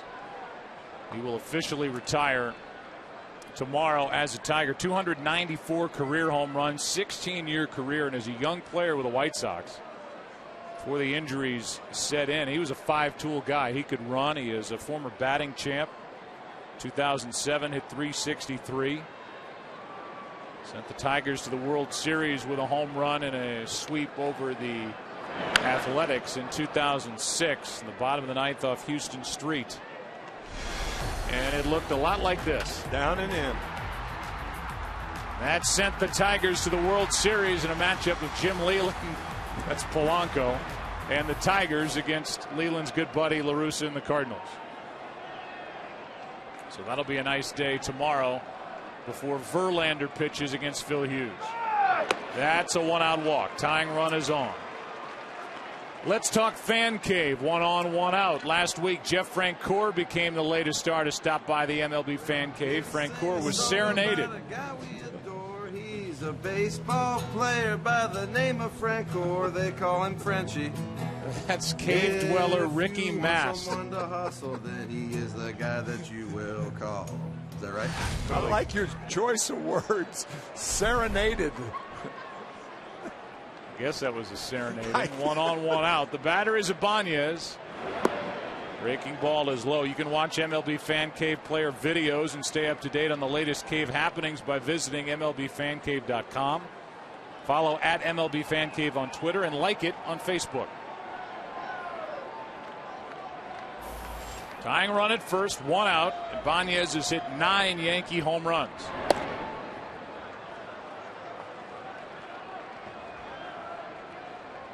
Yankees have not won a game this season 0-11 when they have not hit a home run. They lead baseball with 78 home runs as a group. Over half their runs this season have scored via the home run ball. Here's a 2-0. And Ibanez was trying for the first of the night for the Yankees. 2-1. That was a big swing. Big, long swing, and Raul comes up empty. Conking Santos on the helmet with the backswing.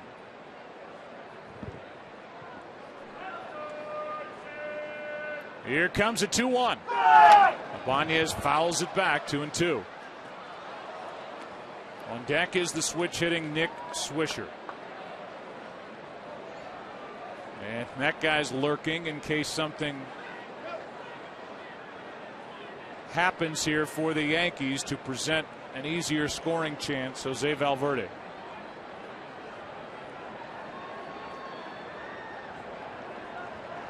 That's the tying run at first, 1 out. Ground ball back to Dotel. He missed it, then lobs it for the out down to second to Shera, 2 out. That ball caught a lot of Dotel. It may have come up and hit him in the chin. We've talked about this many times, that pitchers are so used to throwing pitches with movement that sometimes they have a phobia about throwing the ball to first base. And you could see Dotel, the ball hit him in the right shoulder. He's fine. But a little lollipop to first base, and Ibanez running hard all the way. He didn't beat it, but made it closer than it would normally be. So here comes the pitching coach, Jeff Jones. I think Dotel's fine, but if they want to make the move for Valverde here for a 4-out save, they can do that. Swisher will be the hitter. Tying run at second, 2 out.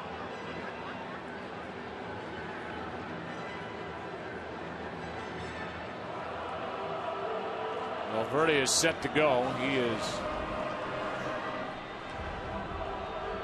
Of all the conversations that I remember on the mound, and there were many, many, the most common phrase and the most common question asked by a pitching coach or manager to the pitcher is, "You all right?" It's almost compulsory. The answer was obviously yes, and maybe going over what they intend to do with Nick Swisher. Tying run at second, 2 out. Swisher tonight 0 for 3 with 2 strikeouts. Ball 1. I think either way, you have the feeling this is the last batter for Dotel. Valverde is up, ready to go.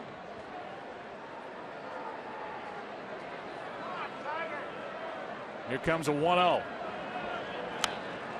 1-1.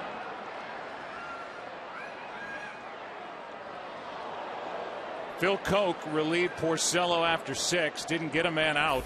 Allowed 2 hits, but Benoit cleaned that up by getting Jeter, Granderson, and Rodriguez.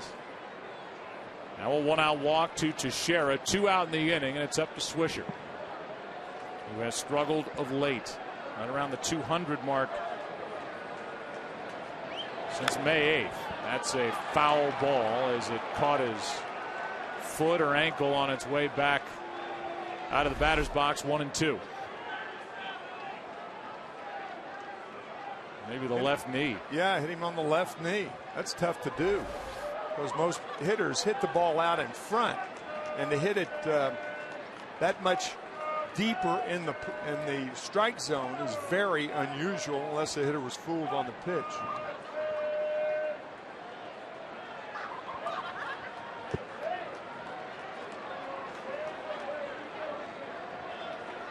One and 2 the count.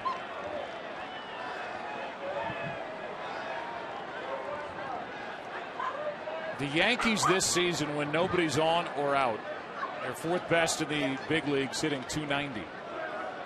But with runners in scoring position, .226, 24th best in the big leagues. They're 0 for 7 tonight. 2 outs, runners in scoring position, .210. That's even more of the specific situation here for Nick Swisher. 1-2. Foul ball. And tomorrow's the rubber game of the series. Phil Hughes coming off a rough outing at the Angels. 4-5 on the year against Justin Verlander, who's lost back-to-back starts. He hasn't lost 3 straight since 2008. And he takes on New York here tomorrow.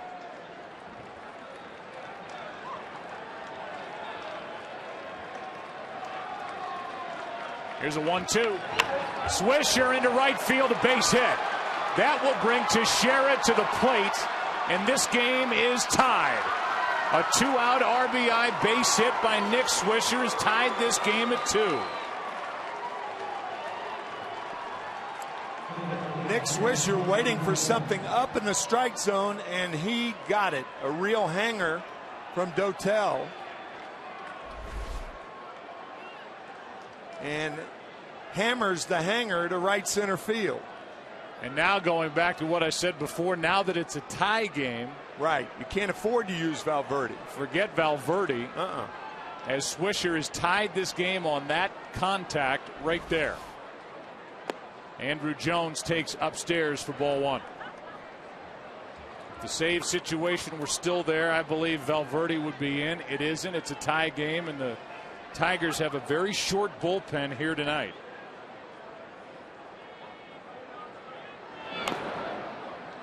Check swing foul. It's 1-1. Luis Marte is not available tonight. Went 3 2/3 last night. Villarreal is so-so, maybe usable. Jim Leyland said he'd like to stay away from him, a hard-throwing right-hander. So then you just have Bilo and Valverde. That's it. The pitch for a strike. Strike two on Andrew Jones, who's 1 for 1. In fact, if the game's still tied in the top of the 9th inning, then I think Bilo will be the pitcher, and if it goes tied into the 10th, Bilo will be the pitcher for Jim Leyland. The lead has been given up by Dotel. The walk got him. Swisher takes off. Throw down is no good. Swisher pops up, goes to third on the throwing error by Santos. And now the go-ahead run is 90 feet away with a 2-2 count on Andrew Jones. Santos had to hurry the throw. The mask twists around his head, and the throw into the runner. Swisher going to third on the underthrow into center field. First stolen base of the season for Swisher. Andrew Jones strikes out, and the inning is over. Nick Swisher has tied it. Who's coming up for the Tigers in the bottom of this eighth? Him. Miguel Cabrera due up third. What a game in Detroit. 2-2 after 7.5.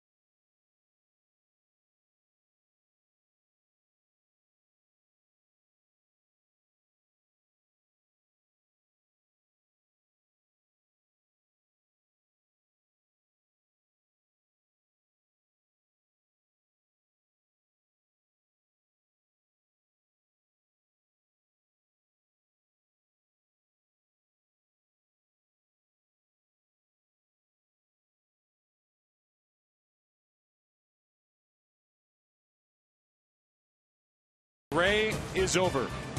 And by Pepsi Max. 0 calories, maximum Pepsi taste. It'll be the top of the lineup against Corey Wade, who's been so good. He did get the loss on this trip. That's the one loss on a walk-off home run hit by Trumbo in Anaheim.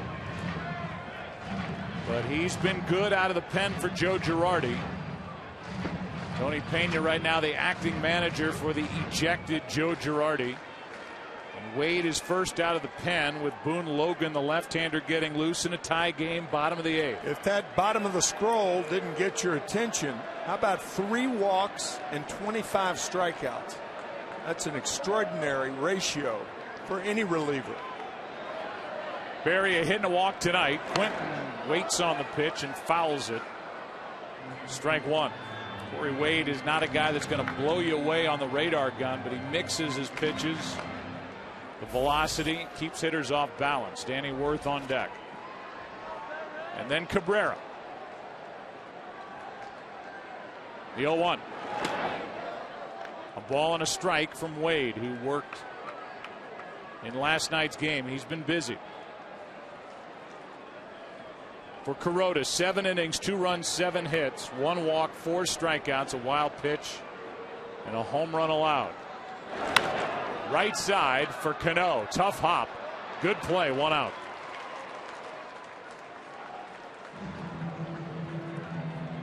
And with the bases empty, Danny Worth, who has not homered, is 0 for 2 with a sacrifice. Is hitting just .206, walks in.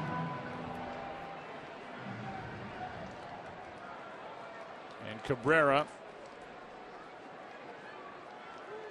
up the dugout steps into the on-deck circle.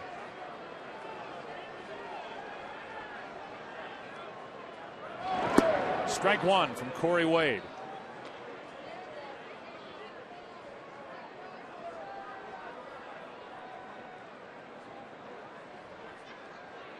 Worth is lined out, has struck out, and now popped out.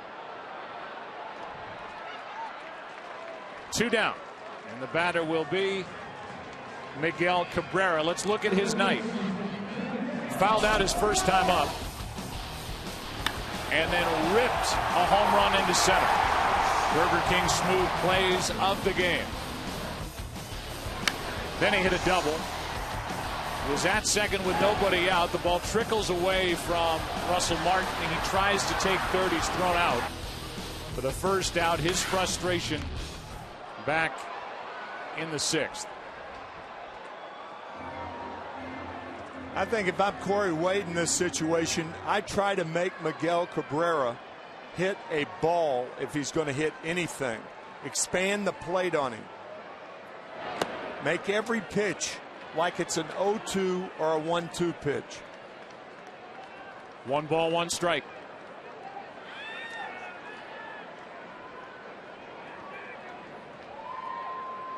Wade trying to work an uneventful 8th. Runs it inside on Cabrera. In the 9th inning, it will be Russell Martin for the Yankees. Then back to the top, Jeter and Granderson.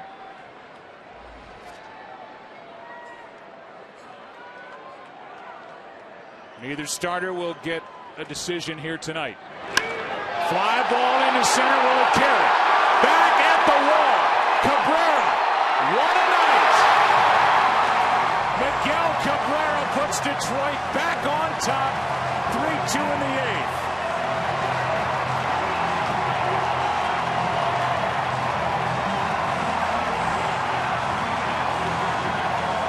You can forget the base running mistake, as he just pounded another home run to straightaway center field. After missing with that 0-1 and 1-1 pitch, fastballs inside. Too good a pitch. Anything in the strike zone to this guy is, it's not that easy, but he surely makes it look easy. Now Fielder trying to back up this home run with his own, and this ball, too good a pitch. Too good a pitch. Caught too much of the plate. Yeah. And then it caught too much of Cabrera's bat for Corey Wade. And up into the camera well, or camera stand out in straightaway center as Fielder takes a strike. It's 0-2. What a terrifying hitter he is. And for the 22nd time in the big leagues, the 29-year-old has a multiple home run game. The 0-2.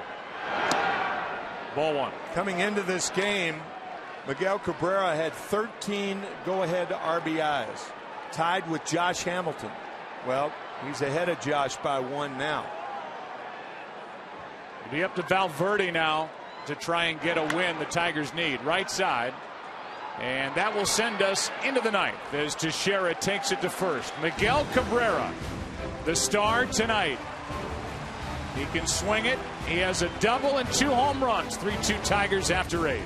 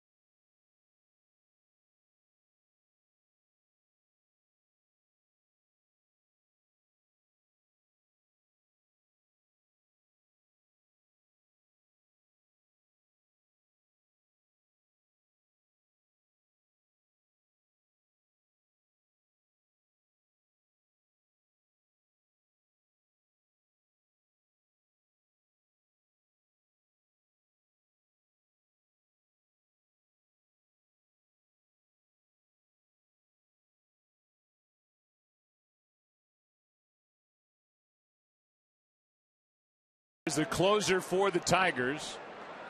There are his numbers for the season. 9 of 11 last year. He was perfect for the season and the postseason. He is perfect in his career against the Yankees, regular season and postseason. 7 for 7, but an ERA over 5 against New York. Yeah, we talked to Jeff Jones yesterday, and this is what Jeff told us. He needs more deception with that splitter. They've been working on that. And he's changed his delivery. He's even more deliberate now before he throws the ball than he was before. And that's being deliberate.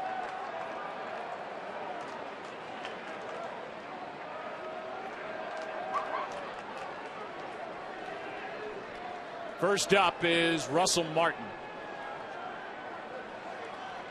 And that runs right up against his jersey or shoulder, which has the jersey on it. Either way, he's grazed by the pitch.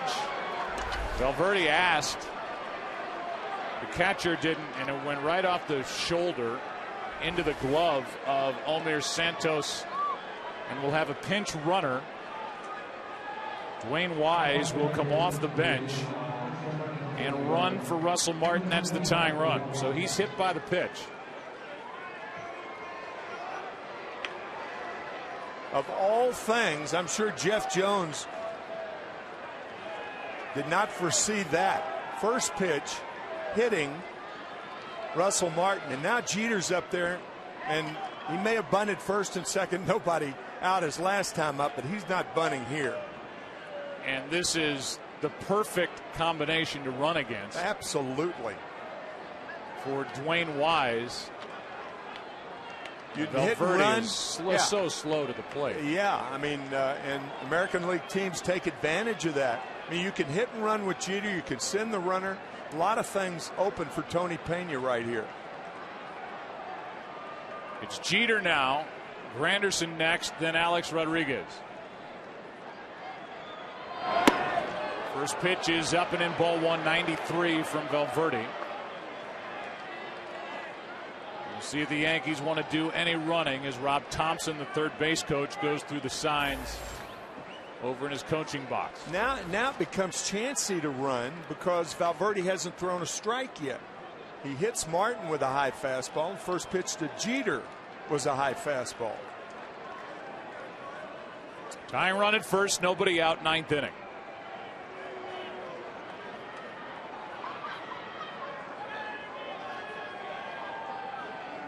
There he goes.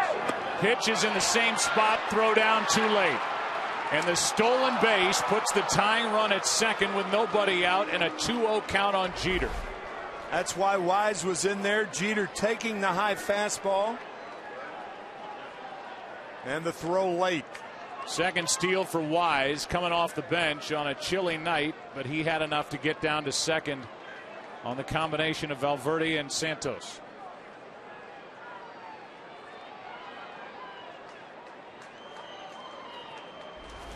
And now the pitching coach, Jeff Jones, is out to talk again. He's been busy going out to the mound tonight as the count's gone to 2-0 on Jeter.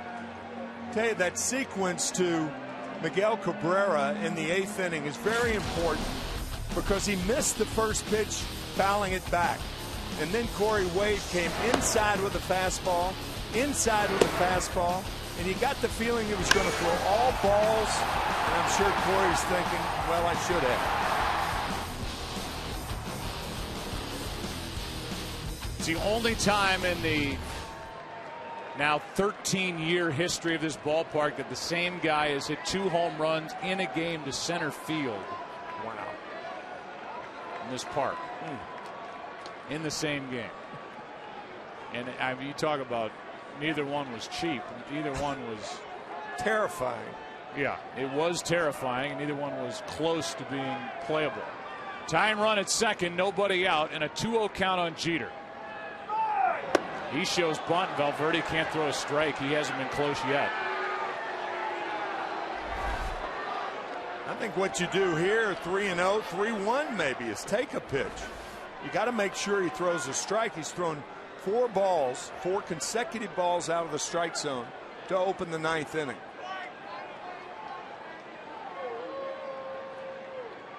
Tony Pena, the acting manager, with the ejection of Joe Girardi. I'm sure Girardi is not far away. Joe's second guessing everything we say on the air right now. Counts 3-0.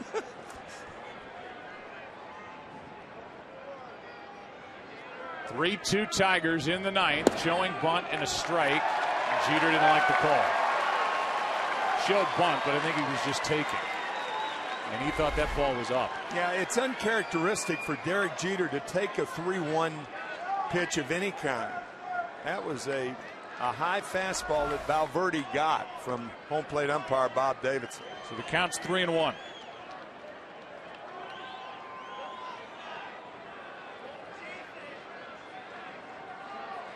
Valverde in trouble with a hit batsman, a stolen base. Facing the top hitter in the American League with regard to hits, Derek Jeter. That's down and in. And it's been a hit batsman, a steal, and a walk. And now the go-ahead run is on for New York with nobody out for Granderson, who popped a grand slam last night and who is tied for second in the American League with those 17 home runs. That's a smart play by Derek Jeter, a smart player. He squared the bunt, but he had no intention of trying to bunt that 3-1 pitch, taking all the way.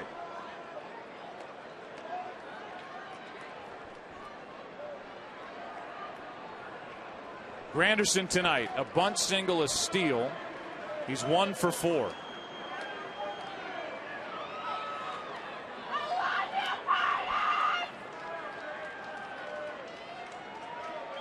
He takes up and away, ball 1.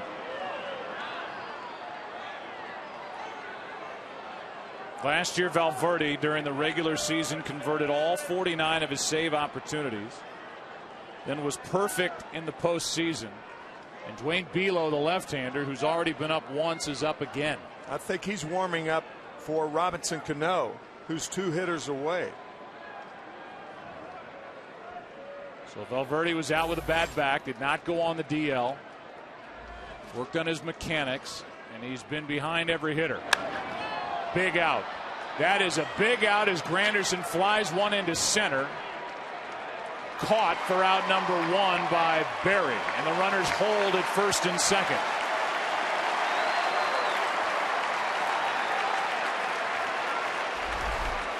Big out because the fly ball to center was not deep enough to move Wise to third base. And this one's right back in the lap of Alex Rodriguez. Yeah, it's a deja vu situation. Last time he was up, second and third, 2 out. He popped up to the second baseman. With the Yankees down by a run, that happened in the 7th. And now here in the 9th, he's got the tying run at second, the go-ahead run at first. The guy who's hit 637 career home runs waits for the first one from Valverde. Those are the numbers with runners in scoring position. Runners are going. The pitch is a strike and the throw down too late. And a double steal off Valverde makes it second and third with 1 out here in the 9th. What a gutty move by Dwayne Wise and Derek Jeter. The trail runner has to know that the guy on second is going. You can't fake break with the guy on first. And Derek Jeter, trailing that play, astutely goes to second, and that'll bring the infield in. So now the tying run is at third. Go ahead run at second. Rafael Soriano, the closer for the Yankees, starts to throw. Out in the Yankee bullpen. But it's still up to Rodriguez. Inside, a ball and a strike.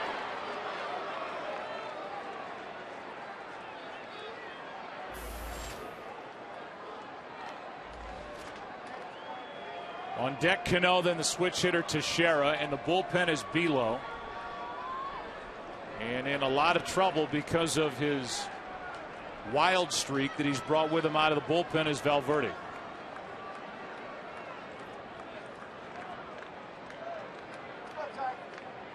Here's a 1-1. Stabbed at by Santos, ball 2. It's frightening to catch a guy who can't find the plate, because you have no idea where the ball's going. One thing you try to do is give him a target down the middle of the plate and let the natural action of the pitch take over, because you're not throwing to spots and you're not catching balls that are thrown to spots when you're catching a guy like Valverde. You're like a goalie. You're just trying to keep everything in front of you. Second and third, 1 out. Good game. 9th inning, 3-2 Tigers. A late swing and a miss and a 94-mile-an-hour fastball, strike 2.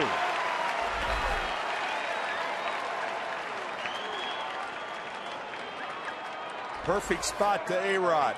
Inside corner. Late swing.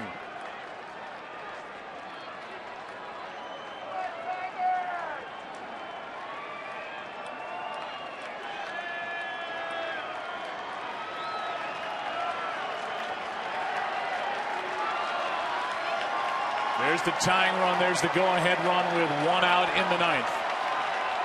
Here comes a 2-2. That hits him on the elbow or arm, I believe, and Rodriguez will go down to first. I think it got him in that area, unless it got him down closer to the hand or wrist. Steve Donahue, the trainer. Gene Monahan, you may remember, is retired now, probably watching this game. Looked like it got A-Rod on the left elbow.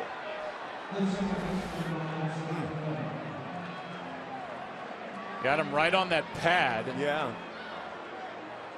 I think this is an invitation to Dwayne Bello. Otherwise, why would he be warming up? The bases are loaded again. A situation with the Yankees, who led baseball 2 years ago. Number 3 in baseball last year. And now this year, we're struggling until last night when Granderson popped a grand slam. it's been just a complete lack of control from Valverde that's presented this opportunity to Cano with the bases loaded, 1 out.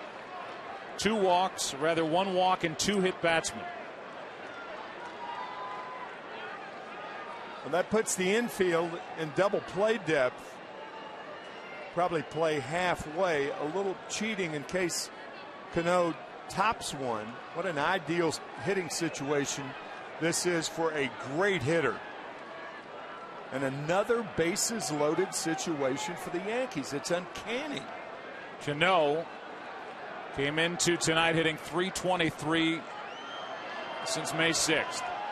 7 homers, 19 RBIs. He's 1 for 3 tonight. A single, 2 groundouts, a walk, and a run scored. Bases loaded, 1 out. And these aren't even close. No. That pitch was so bad it would have hit a right-handed batter again. He's already hit 2 in this inning. He's thrown 10 balls, 4 strikes. And he's got Jim Leland pacing in the dugout, wondering if he should just take him out of the game. Tell you, I'd lean that way. Even now. Yes. About half the fans here have that same feeling that that young man does. Glove over his face. Counts 1-0 with the bases loaded, 1 out. And a broken bat pop up on the infield. Infield fly rule in effect, 2 out. And it's going to be up to Teixeira as Peralta hauls it in, and that's 2 pop-ups off the bats of 2 good hitters, Granderson and Cano, to leave it up to Teixeira. Out of nowhere came the perfect pitch to Robinson Cano. Fastball right in on the hands. And the Yankees' woeful hitting with the bases loaded continues. Jammed by a Valverde fastball. He knew the fastball was coming.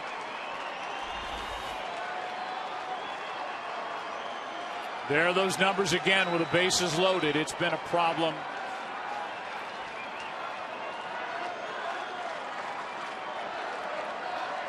Oh for 1 in tonight's game with that out. And now it's up to Teixeira.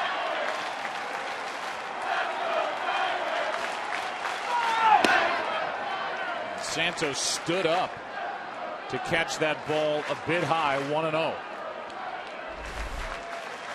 Can't accentuate it enough. We use that word terrifying with Miguel Cabrera. It's terrifying catching a pitcher who has no idea where the strike zone is.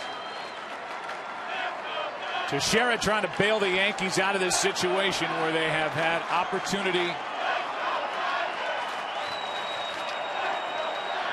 but have yet to produce.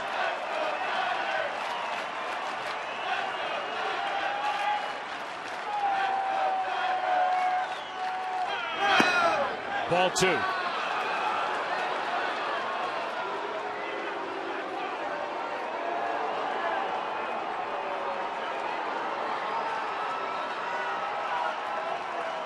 You think about that first pitch to Cano, and then he went after the next pitch. Yeah. The count's 2-0. I know it's a great hitter's count, but you have to prove that Valverde can get around the plate. Yep. It's an interesting dilemma for a guy like Teixeira who wants to be aggressive. A lot of dilemmas in this inning. Here's a 2-0. That's not close, up and away, 3-0. It is straight up 11 o'clock in the Eastern time zone. We are in Detroit, Saturday night. Baseball night in America. It's been an intense game. A game that right now is led by Detroit 3-2, bases loaded, top of the 9th, 2 out. And a 3-0 count on Teixeira. For Valverde, it's 11 o'clock. Do you know where your strikes are? 13 pitches out of the strike zone, only 5 in it so far for Valverde, who's hit 2, walked 1, but still has the lead. He's got to throw a strike here. Teixeira takes one. 3-1.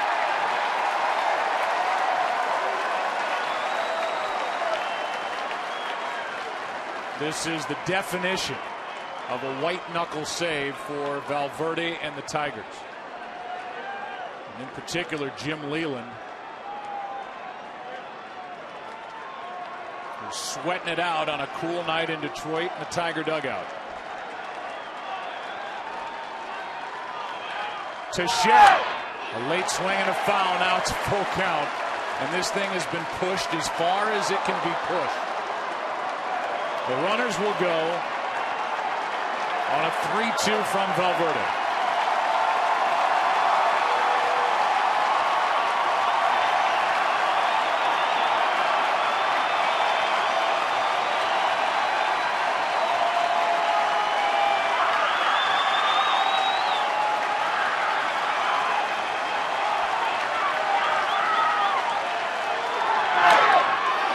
Jam shot foul right in on his hands.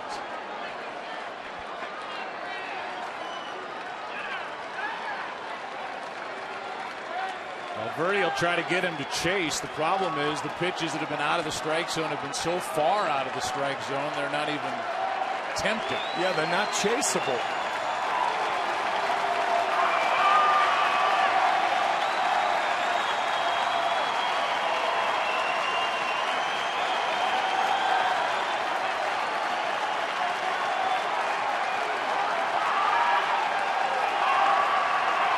Runners will go. And that ties the game. A bases loaded walk. It's 3-3 here in the ninth inning. 2 hit batsmen, 2 walks. 3 stolen bases in the inning. Not a hit, but a tie game.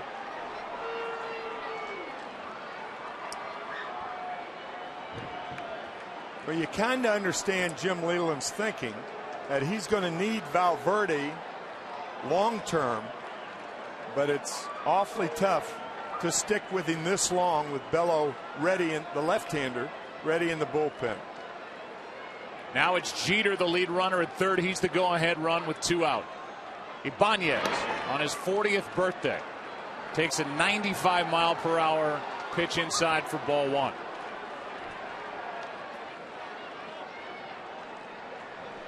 And a visit from Santos out to Valverde.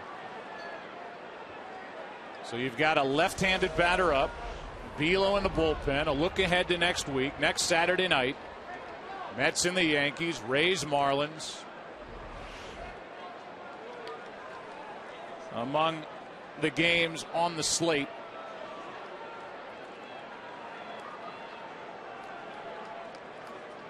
Next Saturday night. Now a 1-0 pitch from Valverde to Raul Ibanez. 7th man to bat in the inning. A strike. On a borderline pitch, it's 1-1. Yeah, normally when a pitcher is that wild, he doesn't get a pitch like that. Phelps is the guy in the background. Soriano, the closer, in the foreground. Depending on what happens here. Top of the 9th inning, 1-1 pitch is inside, 2-1.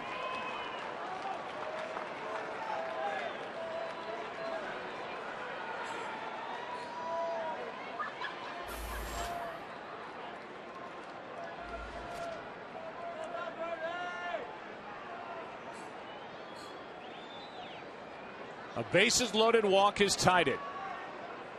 And a 2-1 count on Ibanez. Popped up. Foul territory. Santos is there, and he missed it altogether, never touched it.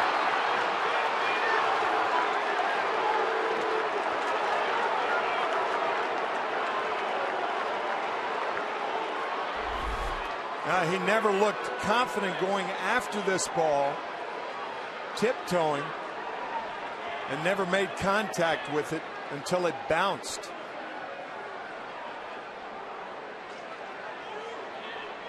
And they're giving an error to Omir Santos. And so the at bat for Ibanez, he gets a birthday present. It continues here in the ninth. That could affect how Santos catches the ball now. His confidence shaken. And now he gets a foul tip right off the mask or helmet to keep it 2-2. Let's think about it. I mean, you go after a pop-up, you don't even touch the ball, and now you have to go behind the plate with the bases loaded in a game situation and try to catch a pitcher who's not throwing strikes. He's all over the place. Alex Avila was in the original lineup earlier this afternoon, could not answer the bell. They worked him out before the game, and so it's Omir Santos called up on Saturday behind the plate. Here's a 2-2. Another foul.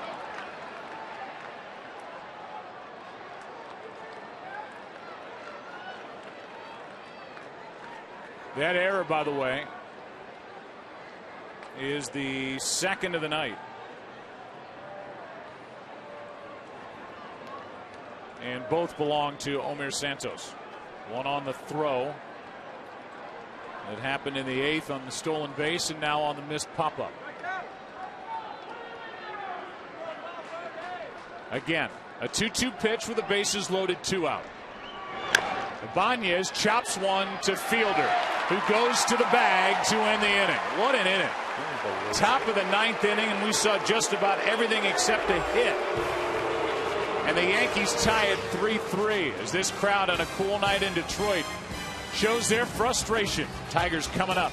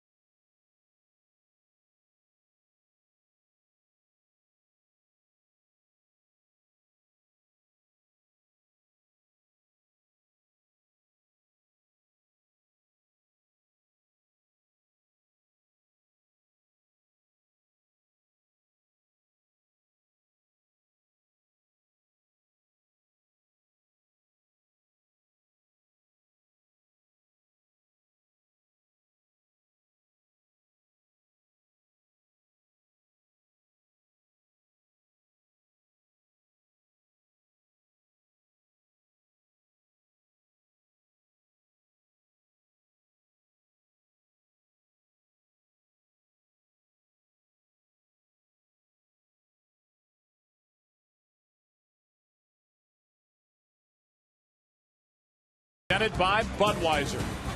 Go into the bottom of the ninth inning in Detroit. 3-3 game. And a few changes for the Yankees. Coming in to catch is Chris Stewart. Staying in the ball game and going to left field is Dwayne Wise. Stewart will bat in the number 6 spot. And on the mound now is David Phelps, his 13th game.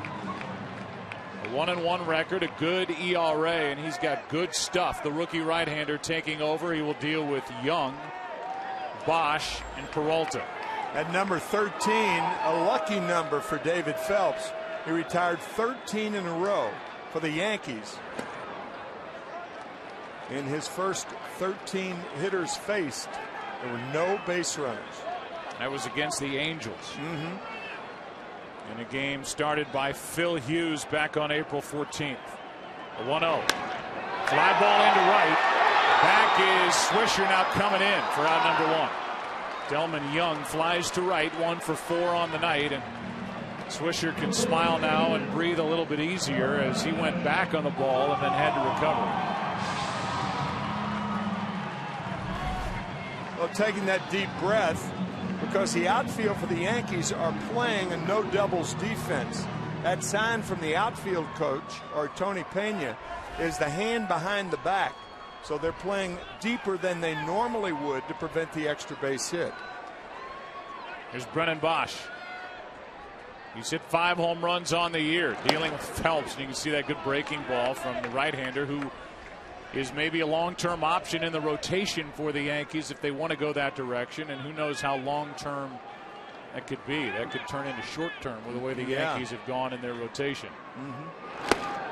Good fastball for a strike. Good tail to that pitch, and it's an 0-2 count. Well, it's always good to follow a breaking ball with the fastball. And that's what Phelps did. On deck is Peralta. Bosch is hitless on the night.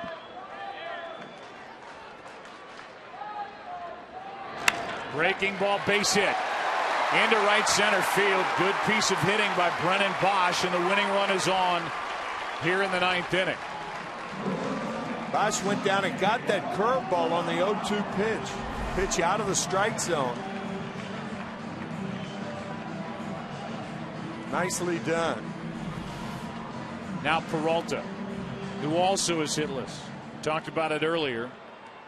The 5, 6, 7, 8, and 9 spots in this Tiger lineup.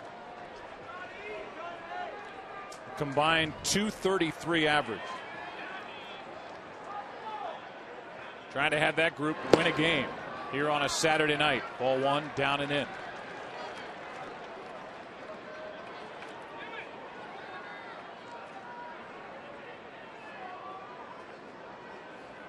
Jim Leyland trying to get Bosch's attention, trying to tell him to take a bigger lead at first base. And that draws the throw.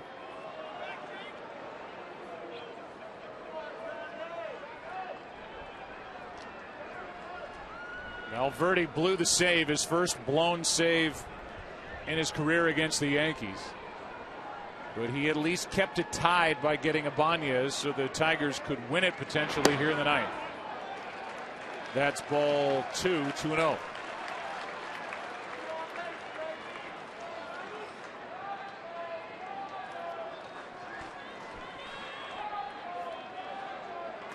Yankees a game out of first in the AL East.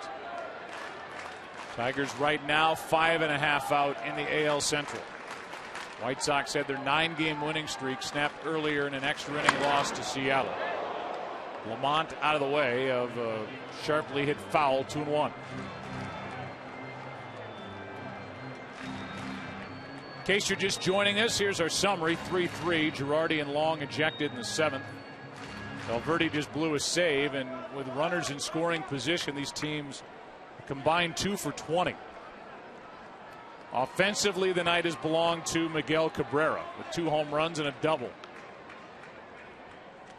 Good pick by Teixeira at first. His home run, Cabrera's, in the bottom of the 8th with 2 out, nobody on. Looked like it would set the Tigers up for their 25th win of the year. Instead, Jose Valverde in the top of the 9th inning hit the leadoff man, gave up a steal, 2 walks, another hit batsman. One of the walks with the bases loaded to tie it. Here's a fly ball into right. This ball is down, cut off by Swisher. Good job by Swisher to hold Peralta. Now the ball trickles away, but Jeter is there to grab it. It's first and third, 1 out on a single to right by Peralta. What a gutsy play by Nick Fisher, who bare hands that ball. Easier play for a right-handed thrower because the glove's on the left hand. And Nick, knowing had he crossed his body, this game might be over. He bare hands it. Bosch looking all the way, had a good read on it, easily gets to third without a play. Great play by Swisher. And now Don Kelly, who in left field took a home run away from Teixeira back in the 4th inning, could end the night as Tony Pena comes out of the dugout. And he's going to go to his bullpen with the left-hander Phil Cope. Rather, Boone Logan coming in. So Phelps gives up back-to-back singles. Logan's coming in. Some of the faces from tonight. Valverde hoping for the win now. As we take a break, bottom of the ninth inning, tied 3-3 here in Detroit.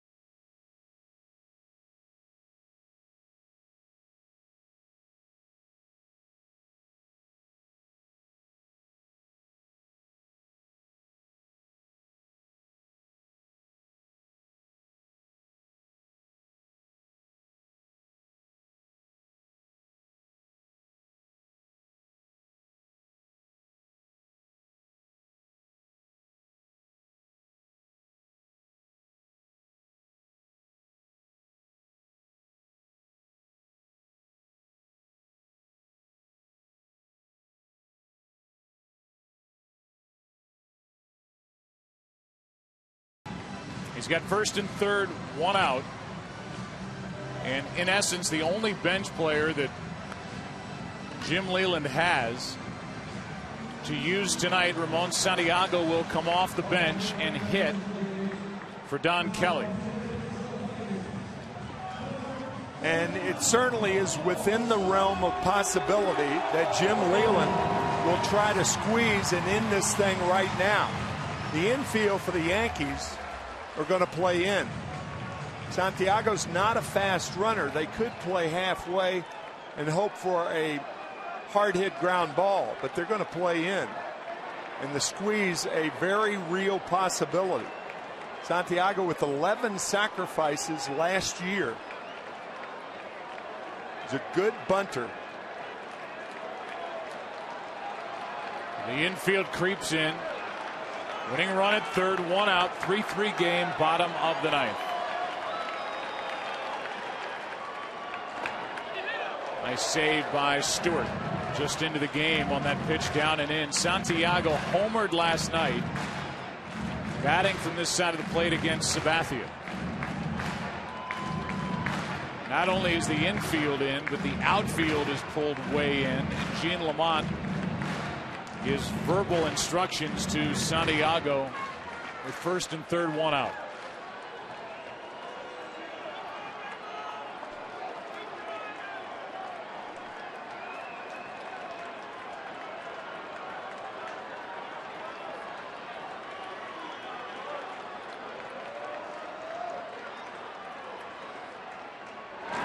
That bounces in, and another good stop by Stewart.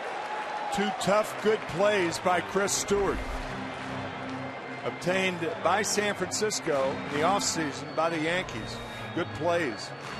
The reason outfielders have to come in is they try to position themselves to make a throw from a standstill in the outfield. And so they're going to walk him even though there are runners on at first and third. This is a good move by Pena.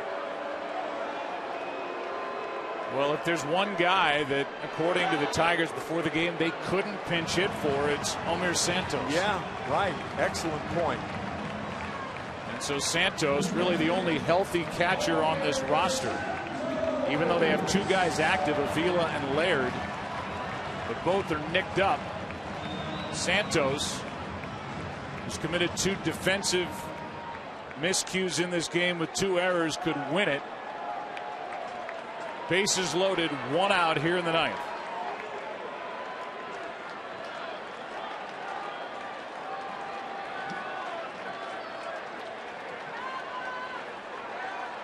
Bosch started this. He's the winning run at third. He got a base hit with 1 out into right center. Infield is in. And a breaking ball drops in for a strike to Santos. On deck is the left-handed hitting Quentin Berry.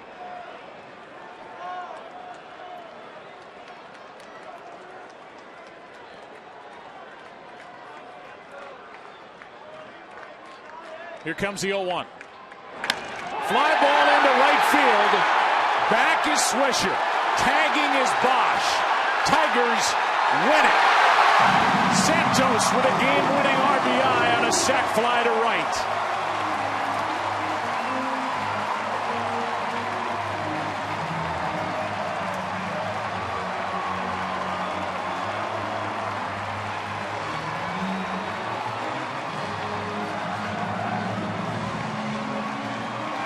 Biggest moment of his life right here. Called up on Saturday. 3rd year in the Tigers organization. And a guy who defensively had a rough last 2 innings. Missed a foul pop-up moments ago. Excuse me, Joe. Missed the foul pop-up. And from despair to victory.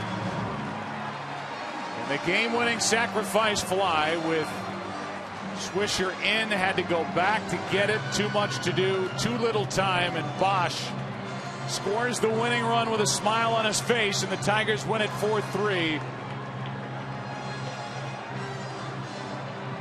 And you can see Cabrera saying, water, water, water. He was going to pour it on Omir Santos, who's the hero for Detroit. We'll take a break and come back and wrap up our night. We saw a lot here this evening. Valverde the winner, Phelps the loser. Tigers beat the Yankees 4-3. Back after this.